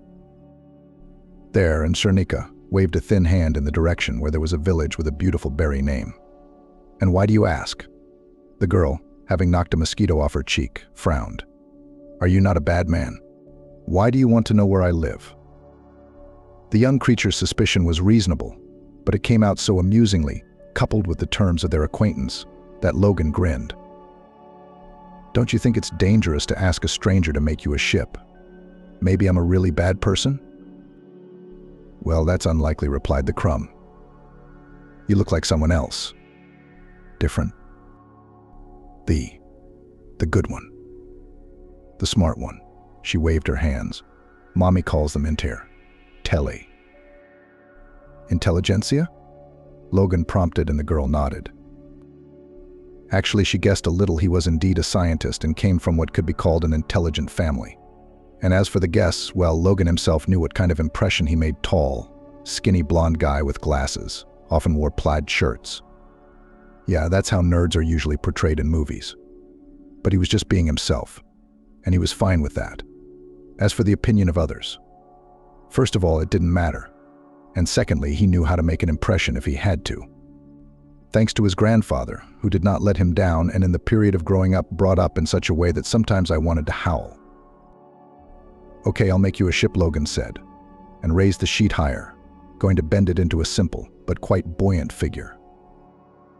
And before the sheet had been frayed and possibly soaked in a puddle and then dried underfoot, it was indeed a watercolor, and a pretty one at that. A skillful hand had subtly depicted a forest thicket, over which the moon had risen. It was interesting, the fact that there was an empty space in the middle of the drawing, on which some poem had been written, not with paint, but with an ink pen. The lines were blurred, frayed, one could hardly make out anything. But Logan made it out. One word, two words, and a line. Then another. And what he read. His heart skipped a beat, froze, kicked into a frantic rhythm, as if he'd been hit on the head and at the same time in the solar plexus. He felt like he was falling, and at the same time his whole body was petrified. And the thing was, he knew who had written it. He knew who those lines belonged to. And it was impossible, unthinkable, unreal. Because the person who had thought them up had been dead for years. She was dead. His sister, Helene. Where? Where did you get that from? He must have had the look of a madman, Logan thought to himself, because the girl was looking at him frightened. Except right now he couldn't stop. Where did you get that? I don't know. The poor child threw herself at her, shrieking shrilly as he swung around. Don't. Wait, I'm sorry. Calm down. It's okay, I won't hurt you, Logan rambled, but he seemed to be making it worse. I just need to know where you got it from. Who gave it to you? Tell me, I need to know. The poor girl's lips trembled. She retreated back into the rustling reeds and then, with another shriek, she ran, like a mouse scurrying through the thicket. He didn't think about what he was doing, he just rushed after her. But, after a step, his foot caught on some snags and then, barely unhooked, it got caught on the mud, and finally Logan just fell. And somehow he hit his head, unluckily, because when he opened his eyes, he realized that the sun had shifted in the sky, which meant that he'd been out for hours. Just fine, he muttered grimly, struggling to get to his feet, his whole body stiff from his long immobility. He touched his head with his fingers. He didn't seem to be hurt, and probably not even concussed, although of course he should see a doctor now. In addition, his clothes were wet, soaked with the odors of Tina, stained with mud. It was logical to doubt whether they would let him on the bus in such a state at all. But the main thing was that the sheet was here, and it hadn't been blown away. Logan clutched it frantically, smoothed it out, and eagerly read the lines. No, it wasn't a mistake. It had really been written by her Helen. How strange it was to feel the touch of the past, whose doom he had long since resigned himself to. They were brother and sister, and Helene was 10 years younger. He remembered her curly, unruly hair, the color of bitter chocolate, which her mother had tried unsuccessfully to braid. He remembered her sister stomping on the parquet floor. She loved to express her joy by running around the apartment. And she knew how to be happy about everything: a cake, a new dress, a colorful butterfly seen on a walk. Memories of childhood froze in the consciousness of living photographs, brief episodes from the history of one family, which lived happily and peacefully, until everything was crossed out by a car accident. Father, mother, and Ellen. They said the car just skidded on the road it was hailing thickly that day. It smashed through the barrier on the bridge and into the river. He was burying loved ones on the same day.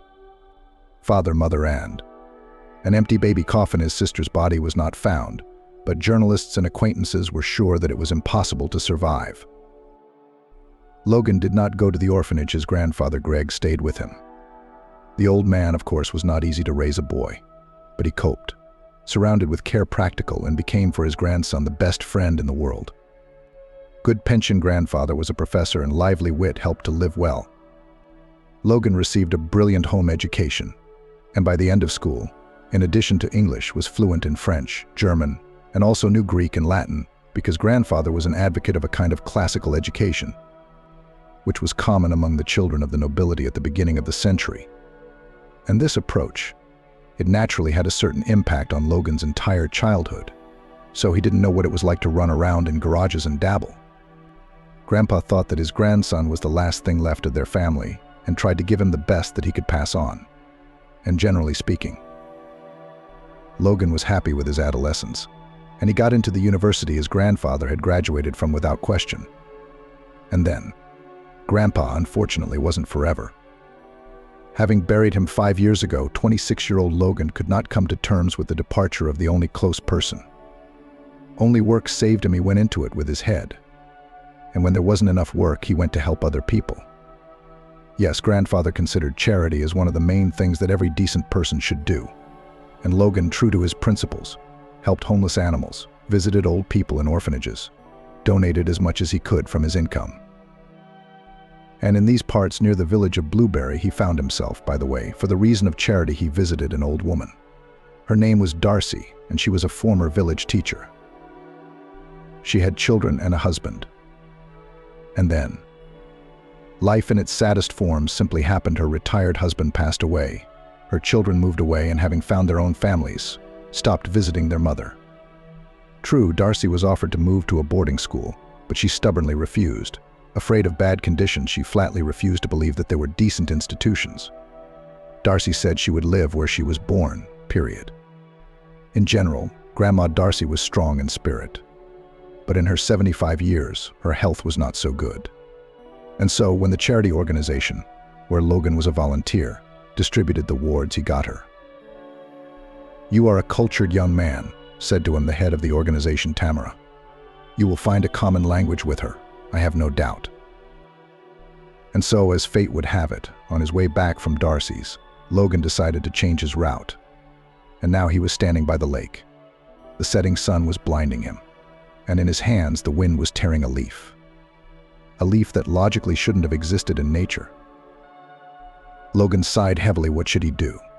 He decided to go to the bus stop right now. Because tomorrow he had to go to work, and the art gallery wouldn't understand him if he didn't show up for a consultation about those gorgeous green vases. "Kate." "Daughter, what's wrong?"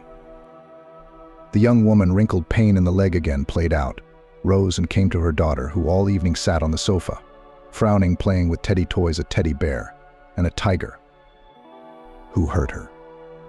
Anastasia asked. "No," the girl replied. "Everything. It's okay." "And I know when you are a liar," her mom told her in a mysterious tone. "Your freckles are glowing. Tell me what happened."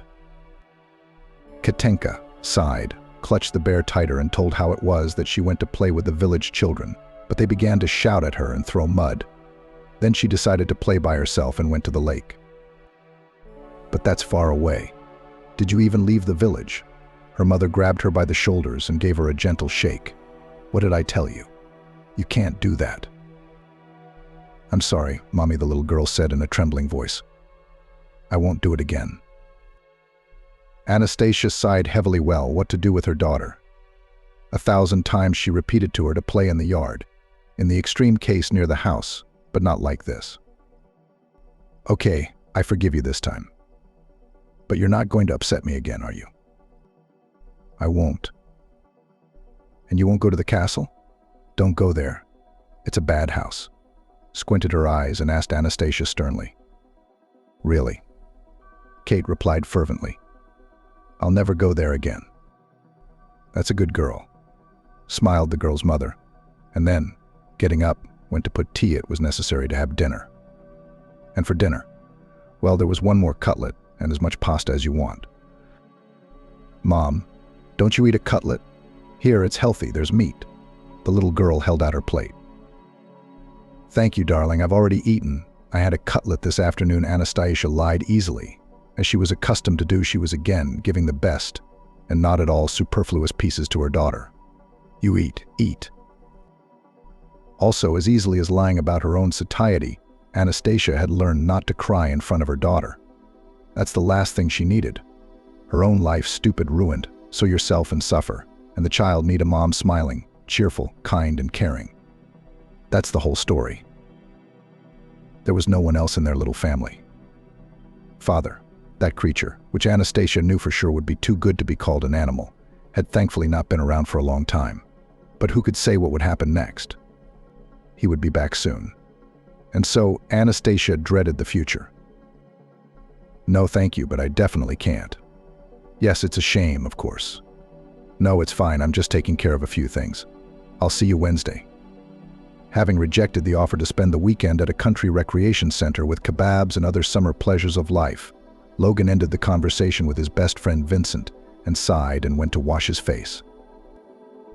It was a strange habit, but his grandfather was right, it was invigorating, It helped to activate his brain 100%. Logan was going to go to the village, find that strange girl, and figure out how she had gotten the drawing with the poem. His smartphone beeped a tune. It was a message that a cab had arrived. "Visiting?" the cab driver asked, glancing at his passenger who was tensely pensive. "You could say that," Logan answered. "I see," he nodded. "In this weather only to visit the city. It's the best time then. I'm often here. It's good when orders are out of town than to breathe in the summer, isn't it?" "You come here often?" Logan's suddenly lively. "Well, in this area," explained the cab driver. "There's a cottage community nearby, which means that not everyone has their own transportation. My name is Ben, by the way." "Logan. Do you know who lives in the village of Blueberry?" "Well, actually, my brother-in-law has a cousin who lives here. In general, a distant relative. It's not a bad village, but there are all sorts of people, of course." "You know," Logan began cautiously, "isn't there?" and he tried to describe the girl he had met at the lake. "What are you interested in?" The cabbie squinted. "It seemed to me that the child." Logan sighed. He knew from experience that in many situations it was better to tell the truth as much as possible. "Anyway, I met her quite far from the village," and he shared that he thought the child was obviously from a dysfunctional family, and since he himself was no stranger to charity, it might be possible to help. "So that's Anastasia's daughter," exclaimed the cab driver. "They are well known here." "Yes, it's a poor family." "What do you mean?" Logan asked, and the cabbie, clearly satisfied that he wasn't starved for conversation on the road, began to tell the story. It turned out that Anastasia was an orphan. She came to the village about 8 years ago, or rather she was brought by a local resident, Nick. He was a complicated man himself. He drank, served time, was a bully. And then he brought his wife from the city. And it was no secret that Anastasia had sold her apartment with Nick's encouragement. He promised her that with the money they'd renovate the village house and set up a farm, and they'd live. But that money soon disappeared. Nick lost it just like that, lost it in a card game and drank it. But Anastasia stayed with him. And where could she go now? Homeless and in an interesting position. They started to live somehow. They had a child, a daughter. We lived badly. Very badly. Sometimes, though, about twice a year, Nick tried to get out of his poor state. He quit drinking and tried to go to Darcy Botke. But it all ended in the same way. Nick came back with little left over from Darbabotka, if he got paid at all, even angrier than he was, and went back to the bottle. But 2 years ago, things got worse. The thing was, Anastasia had tried to leave him. It had been a big scandal, and the neighbors had come running. But then Nick announced that they had reconciled. But Anastasia stopped going out for some reason. They hadn't seen her for 3 months. Then she came out. And the neighbors were shocked. Because it turned out that she fell awkwardly, and no one doubted, by the way, that it happened when Nick came at her with his fists. Anyway, Anastasia fell and broke her leg. The fracture was complex, so the doctors did not turn. And when she turned, it was a little too late. And that's how the young woman became lame. And naturally, in such a state, when she became an invalid, she had no prospects to leave and take the child. That's the story, summarized the cab driver. So if you have the opportunity, you should help them by all means. Anastasia is a good woman, and her daughter is just beautiful, and you can't tell that the father is such a frame. "It's very picturesque here," said Logan, who was feeling a little creepy about the whole thing. "Yeah, I could use these views on a postcard." Ben grinned. "It seems like a simple village, Chernica, but it has its own attractions. Take the castle, for instance." "Castle?" Logan raised an eyebrow. "Really?" "Well, it's just for show," the cab driver waved his hand. "But it's a remarkable structure. From here, from the road, you won't see it, and there is no it in Chernica itself. But if you go into the forest, you see it's a wedge. It's there, a couple of kilometers away, so there it is. Some bandit built it in the 90s. Well, that's what people say. The architecture, is remarkable. All those turrets, red brick, lancet windows, all so gloomy. What do you call it?" "Gothic," Logan said. "Oh yeah. I've heard of it," the cabbie nodded. "What is it? Are these your local haunted ruins?" Logan smiled. No, it's residential, said Ben. He turned the steering wheel deftly to avoid a huge pig lying in the middle of the road, a heavy downpour the day before, and the animal was lounging in a deep puddle. Oh, pig, that's it. No understanding of the rules of behavior on the road, huh? So this. He returned to the main topic. There's an old man who lives in this castle. His name is Dan Galbraith. He used to be a big man. It was his son who built this house, I think. And then his son disappeared. I'm telling you, he was a bandit, and such people don't live long. Anyway, the old man lived alone. His wife is long gone. Loneliness is a terrible thing. He lives alone there. When he goes out for groceries, he goes back to his place. He mumbles something to himself. He used to be an artist selling paintings, a man of art, and there he was. He didn't save the beautiful from lunacy, it turns out. They drove in silence for a few minutes, each one immersed in his own thoughts. You asked about ghosts, said Ben. There are ghosts, too, by the way. They say a lot of things about this castle, he said, lowering his voice. That on some nights you can hear beautiful women singing in the woods. And some people have seen it with their own eyes. How under the moonlight a maiden figure in a white dress, an ancient one, walks on the roof of a house. They say Ben glanced at Logan. They say it's the soul of the old man's first love visiting him, and that one day it'll drag him straight to the other side. You've got a lot of local folklore here, Logan smiled. Naturally, he took the cab driver's story about 10% seriously, but he was glad he'd had this conversation. It helped take his mind off what was coming. Logan asked to pull over at the beginning of the street. He didn't want to drive up to the gate of Anastasia's house and draw attention to himself. After paying, he wished the cabbie good luck and said goodbye. Now came the hard part. He wouldn't be surprised if the lady of the house refused to let him in, or would let him down a vicious dog. There was no dog in the yard, by the way, and it looked as if no animals were kept here. From the wicket gate, one could see the barn from afar, where there was only a void, and the warped door methodically swaying in the wind. Good afternoon, Logan said when Anastasia came out of the yard to his knocking. And excuse me, is anyone home? Calls. Excuse me, I need to talk to you. My name is Logan Turner. You see, He stammered, though he was usually known for his eloquence, which, by the way, had helped him more than once.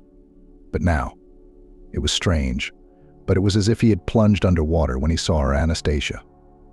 This young woman seemed to him monstrously haggard and lovely at the same time. She was poorly dressed and moved with difficulty, with a limp on her left leg, but she held herself with remarkable dignity, and her slightly slanted, feline green eyes were shrewd and wary. Taking a deep breath, Logan decided once again that the truth was the most reliable route. He said that he was a volunteer for a charitable organization, and that he'd happened to meet Anastasia's daughter on his way back from a ward, and it just so happened that he'd thought that her family might need help. We're not beggars, Anastasia replied. We don't need anything, thank you. I can take care of my daughter. It sounded as if the young woman feared more than anything that she would be accused of not being able to take care of her daughter, or even tried to take her child away for it. Thank you, of course, she added, shivering as she wrapped her shawl around her shoulders, though the thermometer was definitely over 25 degrees. It was strange, but she didn't feel a wave of wary apprehension at the sight of the young man, a familiar part of her perception of reality. Thank you, she repeated, but we never with any charities. All right, he nodded. Don't worry, please. It's not my purpose to intrude, much less she widened her eyes at those words because he seemed to read her mind. To interfere in any way with you and your daughter's lives, as if you were a bad mother. I understand your concerns, and I can assure you that the choice is yours alone, and if you say so, I will leave now. I'm not taking hidden photos or videos or recording audio right now. Don't worry about that. Our communication is confidential. But I have to ask you one thing. He took a deep breath, as if he was preparing to dive into the water. And that's the second thing that brought me here. This he unfolded a sheet of paper, carefully kept in the pocket of his clothes since it had been found. Her daughter. She asked me to make a paper boat out of it, and I'm not bad at boats, but it's very important for me to know where she got it from.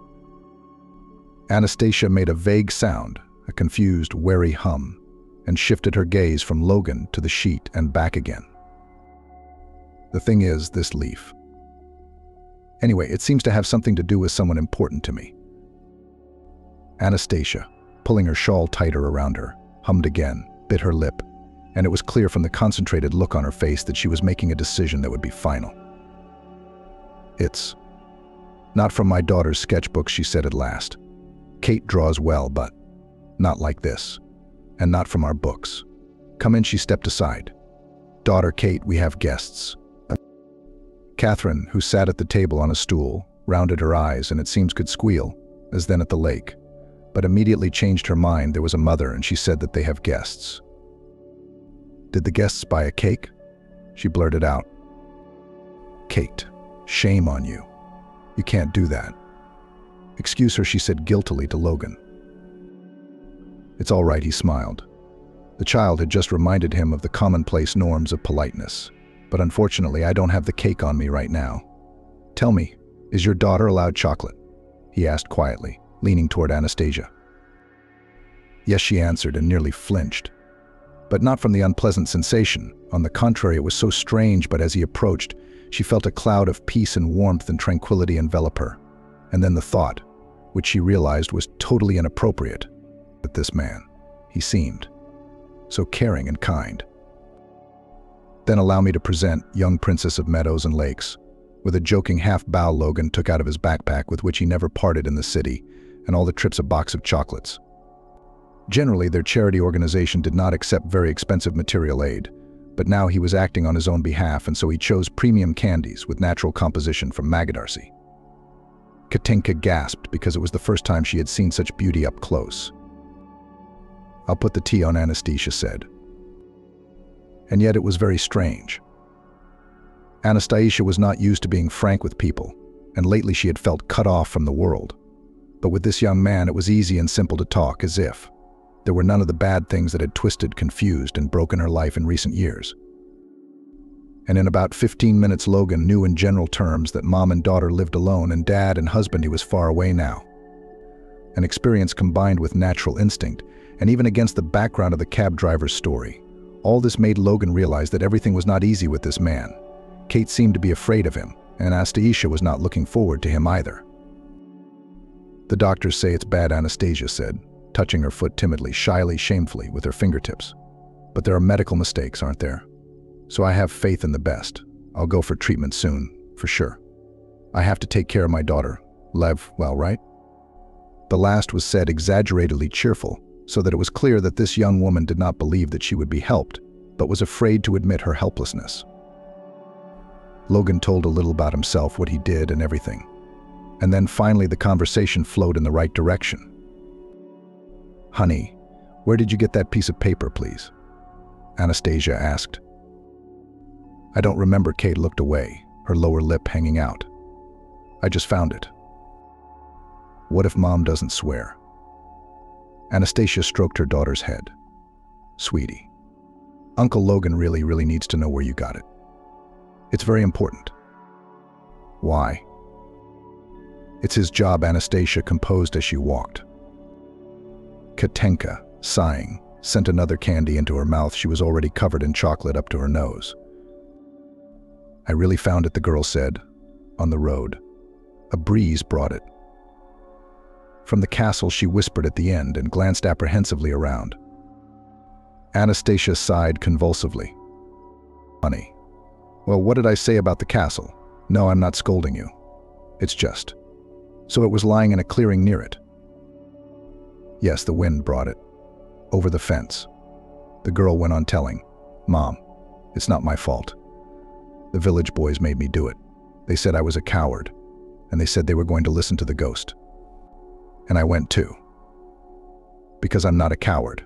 I'm already called a bum, an invalid's daughter. But I'm not a coward." Oh, Anastasia hugged her daughter, and that protective gesture of tenderness made Logan's heart ache. "Of course you're not a coward. You're my bravest. But, honey, you're a big girl, aren't you?" "Well, what ghosts?" "It was there," Kate whispered. "It's there. I saw it walking in the garden." "Wait," Logan interrupted. "That's the second time I've heard that. You see, while I was getting here and he relayed his conversation with the cab driver." They say all sorts of things, Anastasia said thoughtfully. But everyone knows that the old man lives alone. I don't know how he takes care of his garden, but everything seems to be blooming beautifully. But ghosts? Well, you don't believe in that nonsense, do you? No, Logan shook his head. They talked some more. Then Logan said he had to go. And before he left, he ventured to ask her if there was anything he could do to help. There wouldn't be any paperwork to fill out, no need to drive somewhere or talk to other people either. Thank you, but no. Anastasia sighed, but he hesitated. She was clearly hesitating. No, we'll manage. Okay, but take this. He held out his phone number to her. And if you need anything, or just want to talk, call me. Theoretically, he could and should have gone home, but Logan thought that since he was here, it might be a good idea to stop by Darcy's grandmother's house, because her blood pressure had been bad recently, so he should check on her. And by the way, she seemed to have a wobbly window sash. He'd noticed it the last time he'd been here, so it would be a quick fix. The weather was warm, but not sweltering, so it was a relatively easy drive to the next village. And on the way he pondered. Perhaps he had fantasized? Perhaps it was just a similar poem?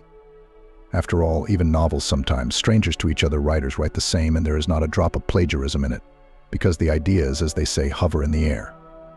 Anything is possible.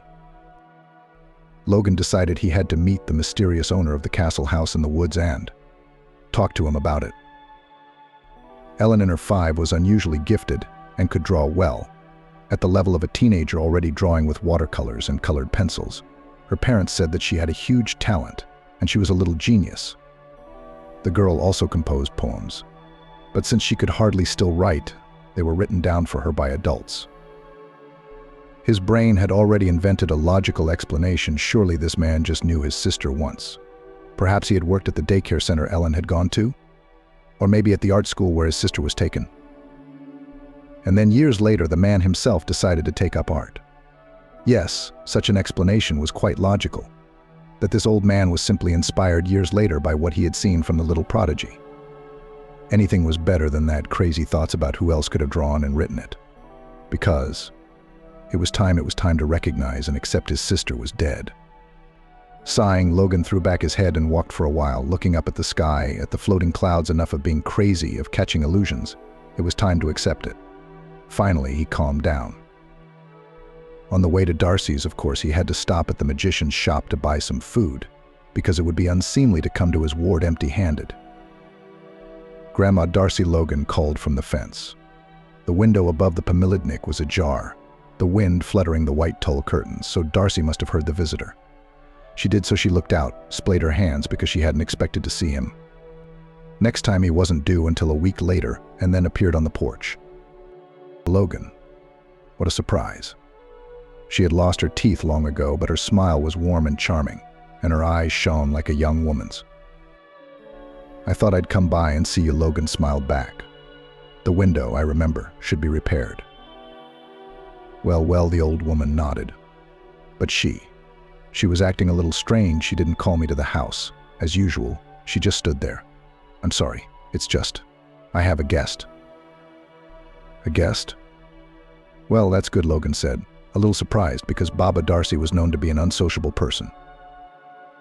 An old acquaintance of mine. Used to work for him, the old woman explained, and she was a talkative person. A colleague from school? No, Darcy waved her hands. Private lessons. I know German and French as well as my subject. I gave lessons to his granddaughter. Granddaughter? Clarified Logan, who had a hound dog's instinct that Darcy's mysterious guest was probably not an ordinary man. Well, like me, he's a bit of a stranger, the old woman said with a guilty look. I see, Logan said. Is this a bad time? No, it's okay. I understand. And I'm not offended at all. Here you go. He handed her a bag of groceries. Then I'd better get going. No, come on. Come in, I won't chase you away. The old woman got worried. Dan was about to leave. You just wait a bit, okay? She asked, and went back inside. Logan leaned against the fence and looked at the flowers. Lush peonies in all shades of pink. He glanced up to see an old man coming down the porch. Yes, it was an old man in the classic sense of the word. He wore a light-colored suit, cloth shoes, new but clearly vintage, as well as a light-colored hat. He had an oaky, snow-white beard and long hair down to the middle of his neck. The old man, glaring back at Logan, quite unpleasantly by the way, walked down the road. Logan entered the house. He went straight to fixing the window, which was easy. "What colorful acquaintances you have," he said, by the way. "One look at that grandfather and it seems as if he had traveled to us in a time machine from the 30s. Dan is a truly extraordinary man and I'm proud to know him," Darcy said. "He has given a lot, sacrificed a lot for his vocation." "Oh, he's had his share." Darcy's story was a little rambling, but Logan quickly grasped the gist of it. It turned out that when he was young, Dan had been in love with a beautiful actress who had given up her career for him. They dreamed of having a daughter, but unfortunately a son had been born.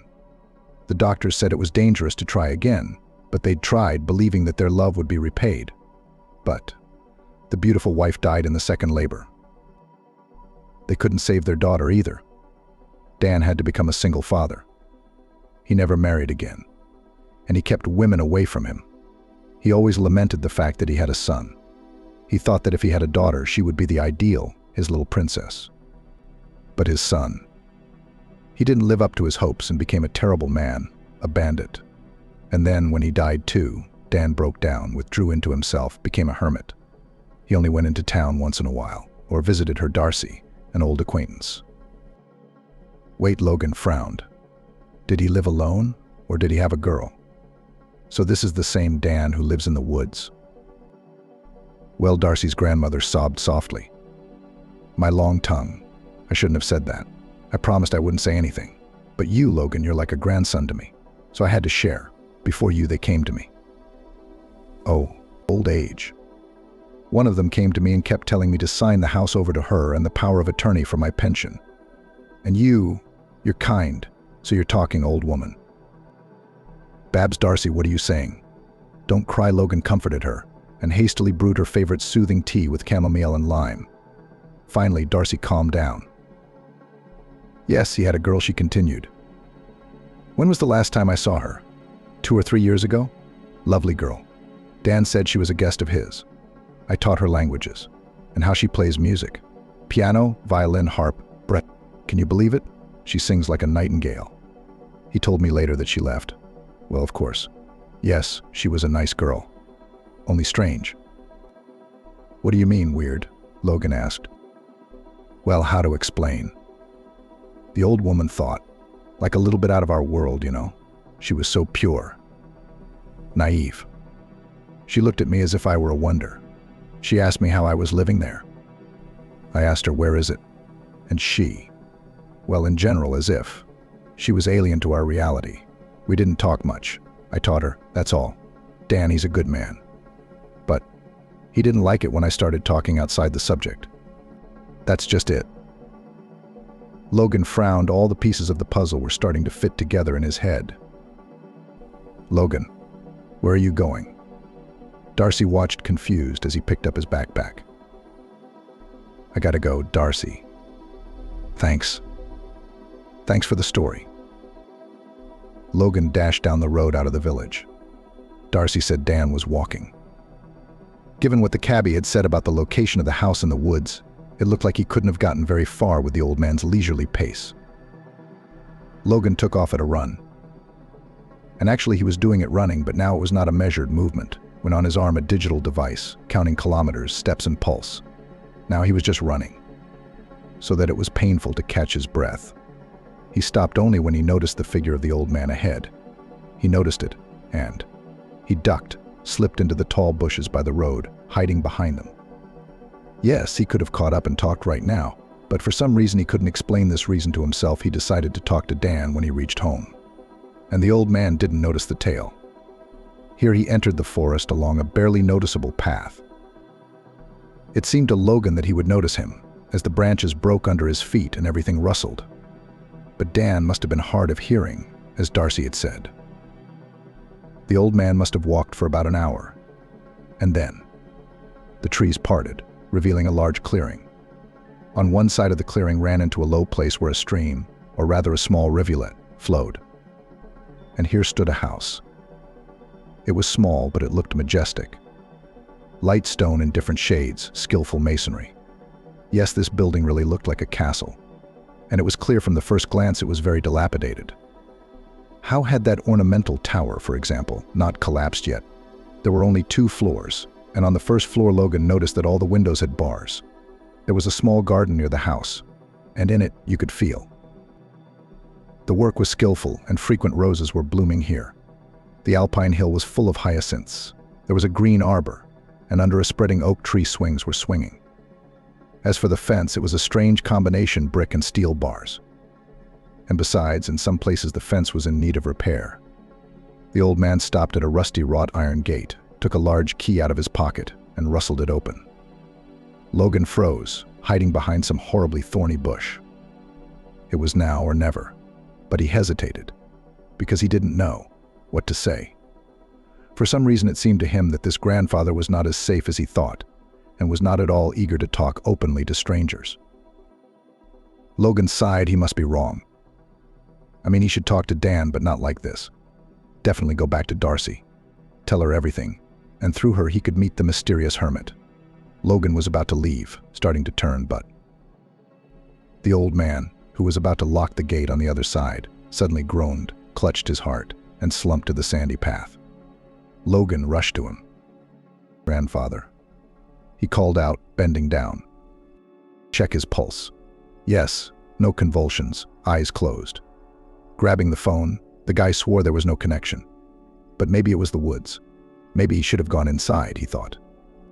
Of course, it was doubtful that there would be a landline phone there, but at least there should be a first aid kit. He should bring Dan to his senses, give him some medicine, tell him what he was taking, and then run to the village, to the edge of the forest, to call an ambulance. The old man, despite his short stature and thinness, was unusually heavy. Logan's hands trembled as he searched his pockets for keys and unlocked the door of the house. Then, panting with effort, he carried the pensioner inside. The hallway, the door. The living room with the couch. It fit. Having unloaded Dan, Logan looked around. Well, where does he keep the first aid kit? In general, the house looked a little better from the inside than it did from the outside. But it looked as if he'd been through a time machine. Parquet floors, carpeting, massive carved wooden furniture, a huge floor clock, a plush upholstered set, bookshelves, a lamp with a green shade, gold-framed paintings on the walls, a collection of china and a collection of crystal on long shelves, a fireplace, now unlit. Hey, Dan. Logan leaned over the old man because he groaned and wiggled. Dan, where's the first aid kit? What kind of medicine do you need? Don't be scared, please. My name is Logan. I want to help you. Grandpa. Who are you? And what are you doing to my grandfather? A ringing female voice made him flinch and turn around with a jagged movement, and then Logan opened his eyes in shock, because in the doorway, there she stood. A tall maiden no older than 16. Dark curly hair scattered loosely over her shoulders. She was wearing a dress, and it was immediately clear a retro outfit in the fashion of the 20s, perhaps, in her face. Logan recognized it immediately, and yet she was a stranger. He could have sworn she was practically a carbon copy of his mother in her youth. The same nose, gray eyes, cheeks. She looked horrified, confused. She looked at him as if she was seeing something amazing and yet threatening for the first time. Logan, hearing his own voice as a stranger, delicately began to explain that Dan had become ill. It seems with the heart, and he wanted to help. Wait a minute. The girl rushed to the secretary, rustled in it, and took out a first aid kit, an ancient-looking box. Here. Heart drops. She named the dosage and poured water from a carafe into a glass. Logan helped to lift up Dan, who was coming to himself and shaking like an aspen leaf. I'll go now. I need to get out of the woods. There's no cell reception here. I'll call an ambulance. The girl frowned, bit her lip, nodded, and sat down on the edge of the couch, took the old man's hand. I'm with Grandpa. Grandpa? I'm here. Logan felt like he was floating in weightlessness and falling into the abyss at the same time. His thoughts, now, were flitting frantically, looking like stars ready to turn to nothing under the influence of dark matter. He had to ask her. He had to tell her. and only the fact that the old man was still sick, a large shiver began to hit him, forced him to grasp with a willful effort the part of reality that really mattered now. Logan, without another word, rushed out of the house. On his way out of the woods, he fell. He didn't even notice. He flew to the edge of the forest, grabbed his cell phone, got a connection. Now call an ambulance. And then, slowly he went back. "He's asleep," the stranger told him when he entered the house. "His heart hurts," he said. Logan froze in the doorway.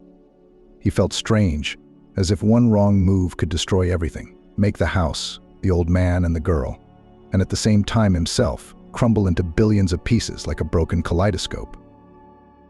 The girl, meanwhile, rose and approached him with a light, dancing gait. She bowed her head and regarded him. Logan, on the other hand, stared back. Are you human?" She blurted out and bounced away, palms pressed to her mouth and a sly look on her face. Yes, Logan nodded. "What do you mean?" "I'm sorry, I didn't mean to scare you, but human."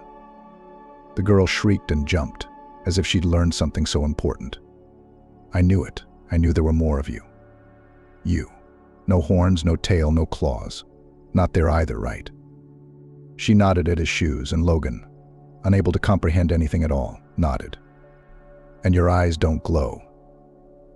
"And you? Who are you?" she asked, reaching out and poking him gently in the shoulder with her finger. "My name is Logan," he answered. "I'm volunteer." "A what?" "I help people. I work for free for a charity organization." Why, he took in more air to quell the hysteria that was coming on. "Who are you?" "Grandpa's princess," simply but proudly answered the girl. "My name is Amali." "Why? Were you leaving?" "I didn't understand." "To call an ambulance. There was no cell phone reception." "Telly. What? What is an ambulance and why call it?" "It's a smartphone. A cell phone," Logan explained, and a very bad suspicion began to creep into his head. An ambulance is a service that heals people. "Amelie, tell me, why did you ask me if I'm human?" "Because Grandpa says that people are gone, only he and I are left," whispered this young girl, and it seemed like a child sharing a terrible secret. "But I read the books he hid, and the newspapers. They say there are people." That's true," Logan nodded. "Oh," she splashed her hands. "Grandpa. Why did he say that? Why did he say there were no people left?" "I don't know. I don't know him very well. You see, I came here to meet him." "You did. You came to visit." The girl clapped her hands. Oh, why didn't Grandpa tell me? I would have made a cake. We don't have any guests. Only Grandma Darcy came, but she's a beast." "Darcy's an animal?" Logan had a nervous twitch at the corner of his mouth. "Well, yes," the squirrel kindly explained. "Grandfather said she was kind, because he pays her in golden nuts. Baba Darcy taught me languages. That used to exist in the world. She was kind, and she always wore a hat. But it's etiquette for a lady to do so. Of course. Grandfather said she'd take her hat off, but she was ashamed of her squirrel ears, and he wouldn't tell me to talk to her about it. I didn't. I was curious, by the way." Amelie stomped her foot, and her manner, together with her gestures and other details, gave away that her behavior had a lot of the behavior of a small child. Logan's heart clenched uneasily. He began to realize that the poor girl seemed to have problems with her head. The old man on the couch groaned again, coming to his senses, and tried to sit up. "You, get out. Get out." Dan clearly wanted to yell, but he was whispering. Speech was hard to come by. Logan rushed to him again and started saying that no, he didn't mean any harm. He was only trying to help. He was sorry. "I don't need an ambulance," the old man wheezed and grimaced as if in pain and pressed his hand to his heart again. "By myself, somehow." "You have all the signs of a heart attack," Logan said sternly. "But you're an adult, of course, and you can decide for yourself. If you want, I'll go and cancel the call. Cancel it. Only." He nodded at Amelie, who had moved to the other end of the room, turned on the gramophone, and began to dance and hum softly, holding the hem of her dress with her fingertips. If you die. Your pupil, I don't know who she is. What will happen to her if you die, have you thought? Dan's expression changed from angry and indignant to frightened and confused. The old man's lips trembled. What have I done?" he whispered, lying back down obediently. "Oh, Amelie, what have I done?" "But who are you? And why did you? I saw you at Darcy's house. Why did you follow me?" "You followed her. My little princess." Why would you say that?" A cold sweat ran down Logan's back. "Why would I or anyone else come after your Amelie?" "Because I always knew that one day she'd be taken from me," the old man sighed wistfully. "I knew that one day it would all end, but I meant well." A knock on the door distracted him from the conversation. Logan went to open the door, and it was the EMTs. Amelie froze when she heard the voices of strangers. "Oh, I can't. People. More people." She squeaked and rushed out of the living room, ran up the stairs to the second floor. The door slammed. "Who's sick?" "Your father?" The ambulance doctor asked, peering warily into the corridor. She'd been on many different calls, but this one in a forested area in a strange house that looked like a museum was definitely one of the strangest. "No, a friend of mine," Logan answered. "A heart attack, I think, but it's not acute." "You sound confident," the woman snorted. "Are you a doctor?" "No, I'm a volunteer. I took a first aid course," as he led the doctor into the living room. Logan thought tiredly that everything that was happening to him was out of control. And he felt like a character in a movie scripted by a man with a lot of imagination. The doctor examined Dan, measured his blood pressure. She said that it was necessary to go to the hospital, and even more so, one should not neglect regular checkups, as the old man admitted the last time he had been to the polyclinic was about 10 years ago. But Dan resolutely refused to be hospitalized, saying that it was nothing. He would drink tea with forest herbs and feel better immediately. "You know," the doctor said to Logan before she left, "you should talk to him about how you can't do that. Indeed, all these herbs, harden yourself by pouring cold water, exercise, it's all great. But the achievements of modern medicine should not be neglected."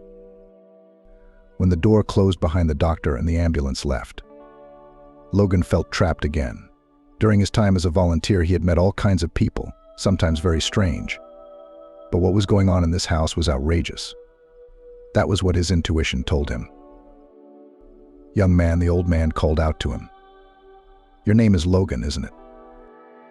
"Yes," he answered. "Sit down, we need to talk," Dan said, and when Logan sat down, he looked at him carefully. "Up until today, I thought everything was fine. No, I'm not crazy and I didn't think I was immortal. But I thought I still had time, time to make things right." Logan nodded, though he still didn't understand anything. But he was in no hurry to ask questions. He needed to hear what this man had to say first.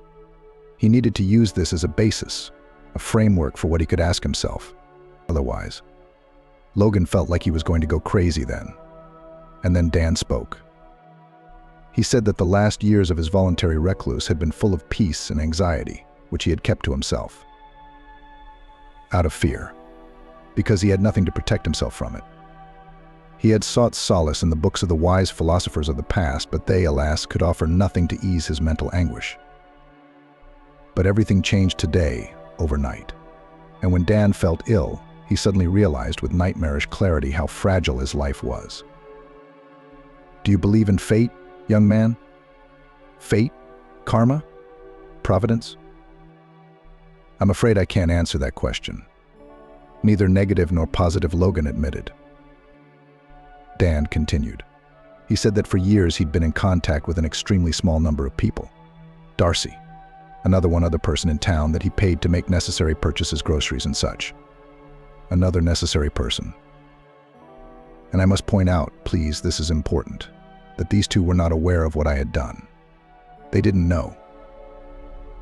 They didn't know the truth about Amelie. "The truth," Logan said deftly. "And what did you do?" "No, wait.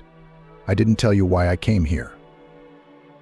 "That's true," Dan blinked, squinting his eyes. "But I understand that you followed me from Darcy's house and found me at the gate. So you were my accidental savior, and yet it was no accident. So what brought you here? This Logan pulled a sheet of paper from his pocket and unfolded it. This. Found it near the gate of your house.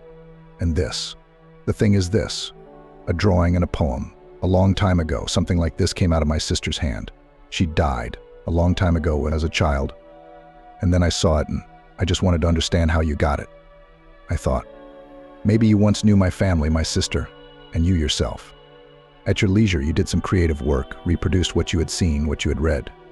You see, Logan paused for a moment, sighed heavily, rubbed his face with his palms, and smiled guiltily. I think I'm going crazy, because your pupil, I think I've seen her somewhere, and once before, and I'm sorry, I'm talking out of my ass. So it's really fate, Dan said thoughtfully. To think, after all these years. No, young man, you're not the least bit crazy. And you. It's just wonderful that you've come. And believe me, old man, all you need is this. Just listen to what I have to say. And Dan spoke. He was born into an intelligent family. His mother taught literature. His father was a restorer of expensive antiques. Dan's childhood and youth were cloudless. The family lived in a nice apartment, had 2 cars and a country house. Life was abundant. Everything was fine. Dan decided not to deviate from family traditions and decided to study history in order to teach at the university. Wait, Logan exclaimed when the old man said his last name. So these are your works. I have your books at home. Are you interested in history, in the narrow topic of the Viking Age and its influence on the Great Silk Road? Dan raised an eyebrow. I thought you were a volunteer. It's more like my second occupation, Logan answered. I'm sorry I didn't introduce myself, and he briefly described his education, his present profession as an art historian, and his grandfather's business of studying the history of the early Middle Ages. So you're capable of understanding me, Dan grinned. To realize how alien the real world can be to people like us, people of history and art. Logan shook his head. He understood what Dan was talking about, but he couldn't accept it 100%. But he was familiar with it, the desire to immerse himself in his work, mostly cutting himself off from the real world with its vanity and problems. It was so salutary and at the same time, as his grandfather had warned him, dangerous, because you could miss something important in real life, not take the main thing from life, forget about the attention you should give to your loved ones. Then came love. Dan continued his story with a sigh. Do you know this wonderful feeling, young man? No, but I have experienced it to the fullest. And I will say this love is a great gift, but it can also hurt, destroy. I was unlucky. I lost the woman I love. Dan repeated what Darcy had said about him earlier. He lost his wife, and then his son went down a crooked path. You know, they say that real crazy people don't admit that they're sick. Dan grinned bitterly. What about when you know you're sick, but you don't want to, can't do anything about it? It's like not going to. Pull out a rotting tooth. So I'm getting to the point. Will you pour me some water, young man? My throat was dry. Logan handed the old man a glass of water and he continued. Then, shortly after his son's funeral, Dan turned to a secluded lifestyle. At first, he just commuted to work to the university, but he stopped socializing with acquaintances, relatives. Then he quit his job, deciding that it was quite possible to live on his pension, as well as savings that remained, plus, if necessary, you could always sell something from his extensive collection of antiques. Dan began to live on his own. It was wonderful, magical. He could escape into books for whole days. But also, he was increasingly visited by thoughts of what could things have turned out differently. What would have happened if his wife hadn't died? What would have happened if she had given birth to a daughter instead of a son? What would have happened if the daughter had lived? Dan began to suffer from insomnia. He would often leave the house and walk for hours at a time, in all kinds of weather. And one day after a storm, he went for a walk to the river. And there on the bank he found a child. It was a little girl, and she was barely alive. Dan brought her to him. At first he wanted, of course, just to warm the little girl up and take her to the doctors, to some rescuers, but then he turned on the TV. The reporter was talking about a car accident that had just happened, which had claimed the lives of 2 adults and one child, whose body was supposedly carried away by the river. Dan realized that it was the same girl. He was shocked. So this little girl had survived the fall from the bridge in the car, had not drowned, and had been found by him. Was it a coincidence or a sign of fate? He looked at her, a lovely child sleeping by the fireplace. The glow of the flames played on her ruddy apple cheeks. Her dark eyelashes fluttered slightly. Dan, getting cold, remembered what the little girl had said to him when she had come to herself for a moment there on the riverbank, and now he began to wake her gently. "Sweet girl, my little princess." He smiled at her. "Tell me, do you remember anything?" "No," said the little girl, and looked around the room with a very serious look. "And this? Who is this?" she asked, pointing her finger at the portrait of Dan's wife. It was a huge painting hanging over the fireplace. "Beautiful aunt." "Is she the queen?" asked the girl, because Dan's wife was depicted here in an ancient dress. "Well, you could say that," Dan answered and stroked the girl's head. That's your mommy, baby girl, and she's dead, and I'm your grandfather."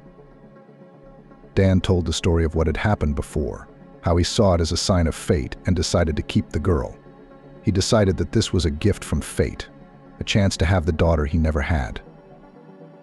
But Dan also realized that there was one major pitfall in his plan, an obstacle, a threat that could ruin everything.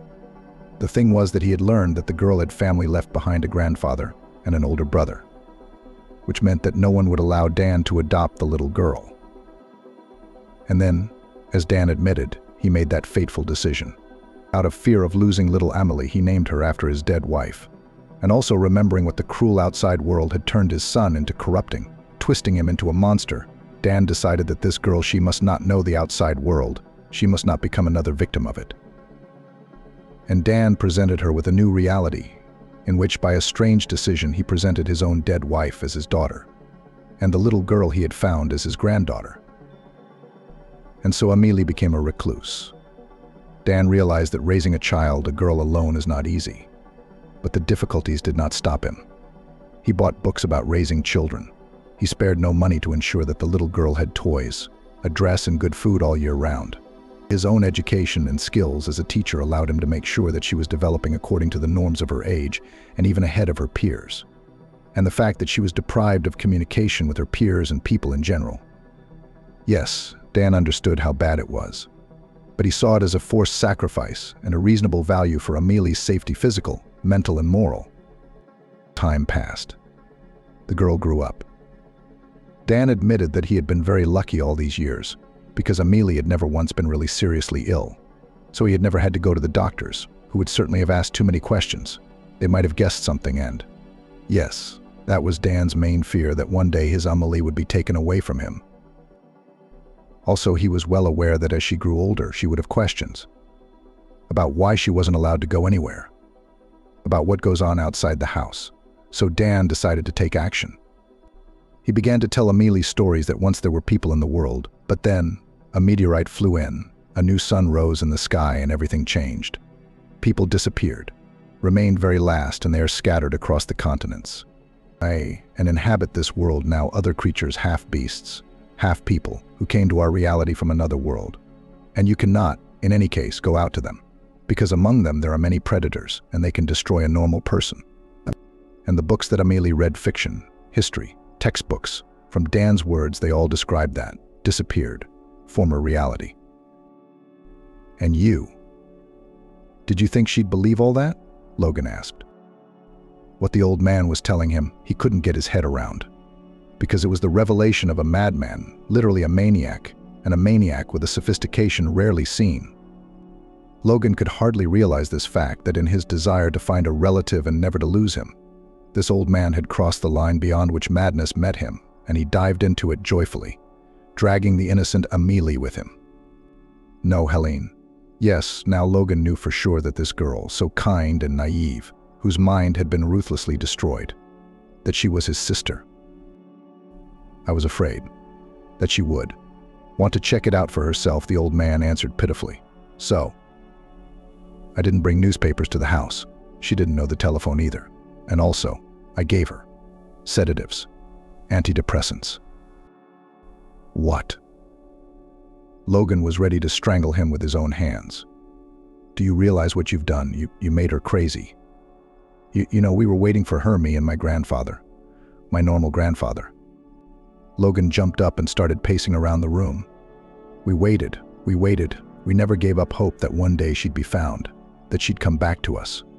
We waited for so many years. And my grandfather, as he was dying, he told me that I mustn't lose faith. I must keep on hoping.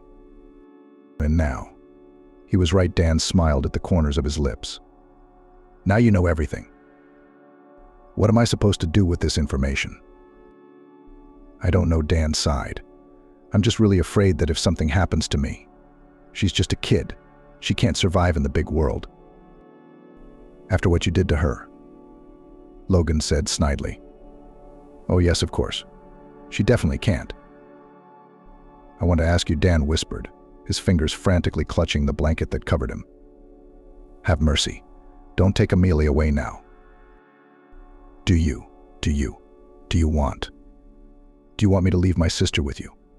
With a psycho? She's all I have. Dan closed his eyes. But if I'm gone, when that happens, then please take care of her. And then Dan was silent, and his hand relaxed and slipped down. Dan had never swore profanely in his life, but now he really wanted to do it because the damned old man, who turned out to be a crazy maniac, had lost consciousness again. Apparently, he had refused hospitalization in vain. What a day this is, Logan exclaimed, instead of the rich palette of other words he wanted to say, and rushed out of the house. A run to the woods, a call. A new call and his pleas to come as soon as possible, to which he was told that of course that's how you go to the sick.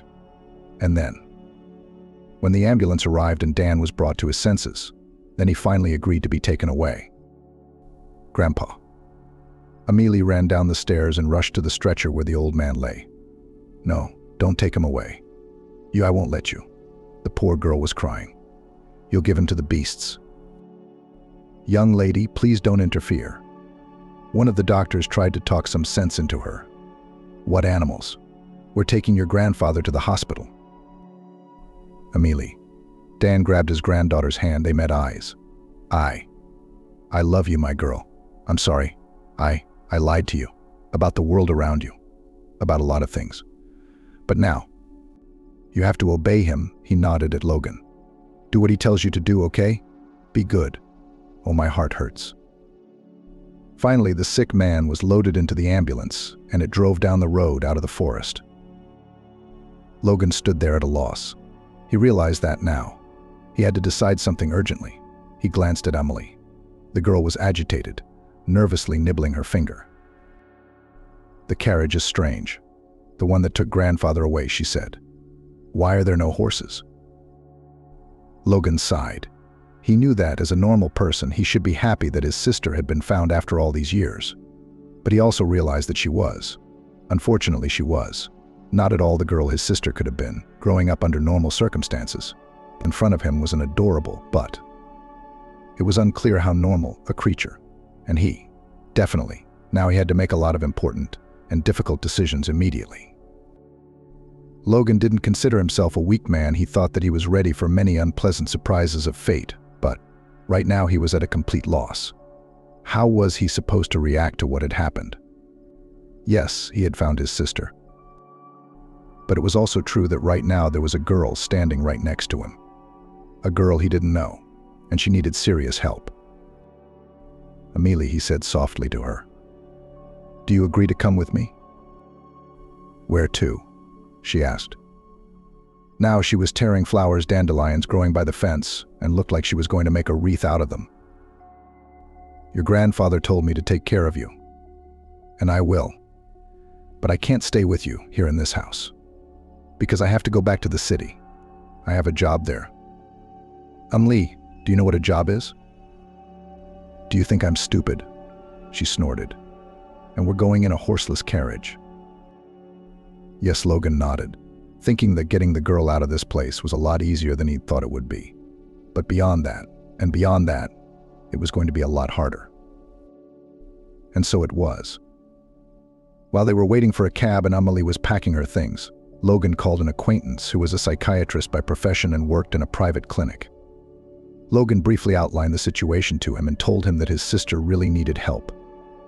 He also explained that, unfortunately, he didn't see any possibility to put the girl with him in the apartment because it was not clear how she would behave in a new, unfamiliar environment. And it is not an option to take her with him every time leaving the apartment, because Amelia has never seen the city, the outside world outside the forest. You're telling me some kind of fiction. Sandro reacted violently. I mean, I believe you, but the case is incredible. Yes, you're right. You cannot put the poor thing with you. But you know, we have here as wards. That is, not the kind in which the violent are kept, of course, but just some clients who are treated for depression, for example, or from obsessive-compulsive disorder in a serious degree. They sometimes prefer to stay with us because, well, you know, here is a safe space, no worries of the outside world. And the conditions, believe me, is in a 5-star hotel. We have this, and the greenhouse recently built, well, and there is a park. Come on, bring your sister, we'll sort it out. And then Sandro asked if Logan had any of his sister's belongings at home. Of course, he answered. Her toys, her dresses. Grandpa didn't want to throw it all away. At our place, he added, we have the room where Ellen lived. It's still standing like that. Everything's still there. Grandpa and I only cleaned it sometimes. Good, Sandro responded cheerfully. You know, we can try to give your sister back the memory of who she is. Really? Exhaled a shocked Logan. Sandro replied that the chances are there. And even if some of her childhood memories are gone, the contact with the former environment in which she lived, touching old things, all this will help the girl to return back from the madness in which the old man plunged her. And of course this guy must be dealt with, Sandro added gloomily. It's a maniac. He must not go unpunished.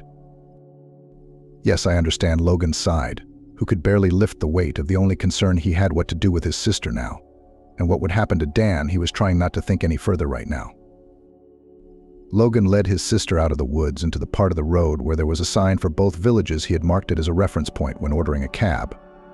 And what was surprising was that the driver was the same man who had driven him last time, Ben. They got in the car drove off. Logan was afraid that his sister would throw something out on the way, but she only sniffed thoughtfully and was very interested in the upholstery of the seat, checking it with her finger. Did you find what you were looking for? Ben asked, looking in the rearview mirror at the passenger and his companion. Yeah, Logan nodded. Naturally, he wasn't going to. He just couldn't tell everything. His sister was there, but he said he'd found the owner of the house and, unfortunately, he was in the hospital. And this Logan struggled to find the right words. His pupil, we're going into town, but we're very, very tired, he added with pressure. And we don't want to talk about anything. I see Ben had been working in cabs for a long time and knew perfectly well when a customer didn't want to talk. Though here, of course, curiosity was burning. But Ben was tactfully silent. He only looked with interest at the unusual passenger, when she commented in her peculiar, strange manner on everything she saw outside the window. Logan ordered a cab all the way to the gate of the psychological and mental health clinic where Sandro worked. Well, happily ever after, Ben said, and then gently slipped Logan a piece of paper with his cell phone number on it. I realize that I'm poking my nose into my business, but maybe we should call each other, huh? Talk about life. Tell me what's going on over there. How's everything? I will, Logan nodded, taking the note. And now came the hard part. Because, in general, although he and the owner of the clinic and Sandro, who met them, tried to act delicately and gently, but Amelie, when she realized that they came not to her grandfather, but to Logan's friends, at whom she would have to stay for a few days. That poor girl was hysterical, and it was very difficult to calm her down. Logan called the hospital to see how Dan was doing. The doctor replied that the old man was put in the general ward, but unfortunately he is very bad. Prepare for the worst, said the doctors, and Logan understood everything.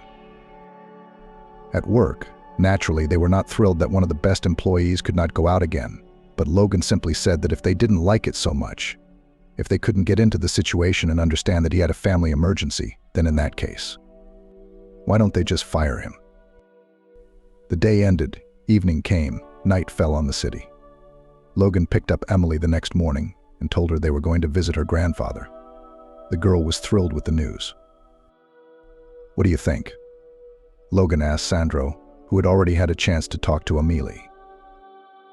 The case is difficult, but not hopeless, he replied. Of course, we still have to look at it, but I think that she has a good consciousness, in the sense that she is intelligent. It seems that this maniac took good care of her education in a sense. I think the main task now is to familiarize her with the fact that the real world, it's not fiction. And I want to tell you right away that it will take a long time for her to adapt to it. It will take a long time. And another thing, Sandro added, your sister.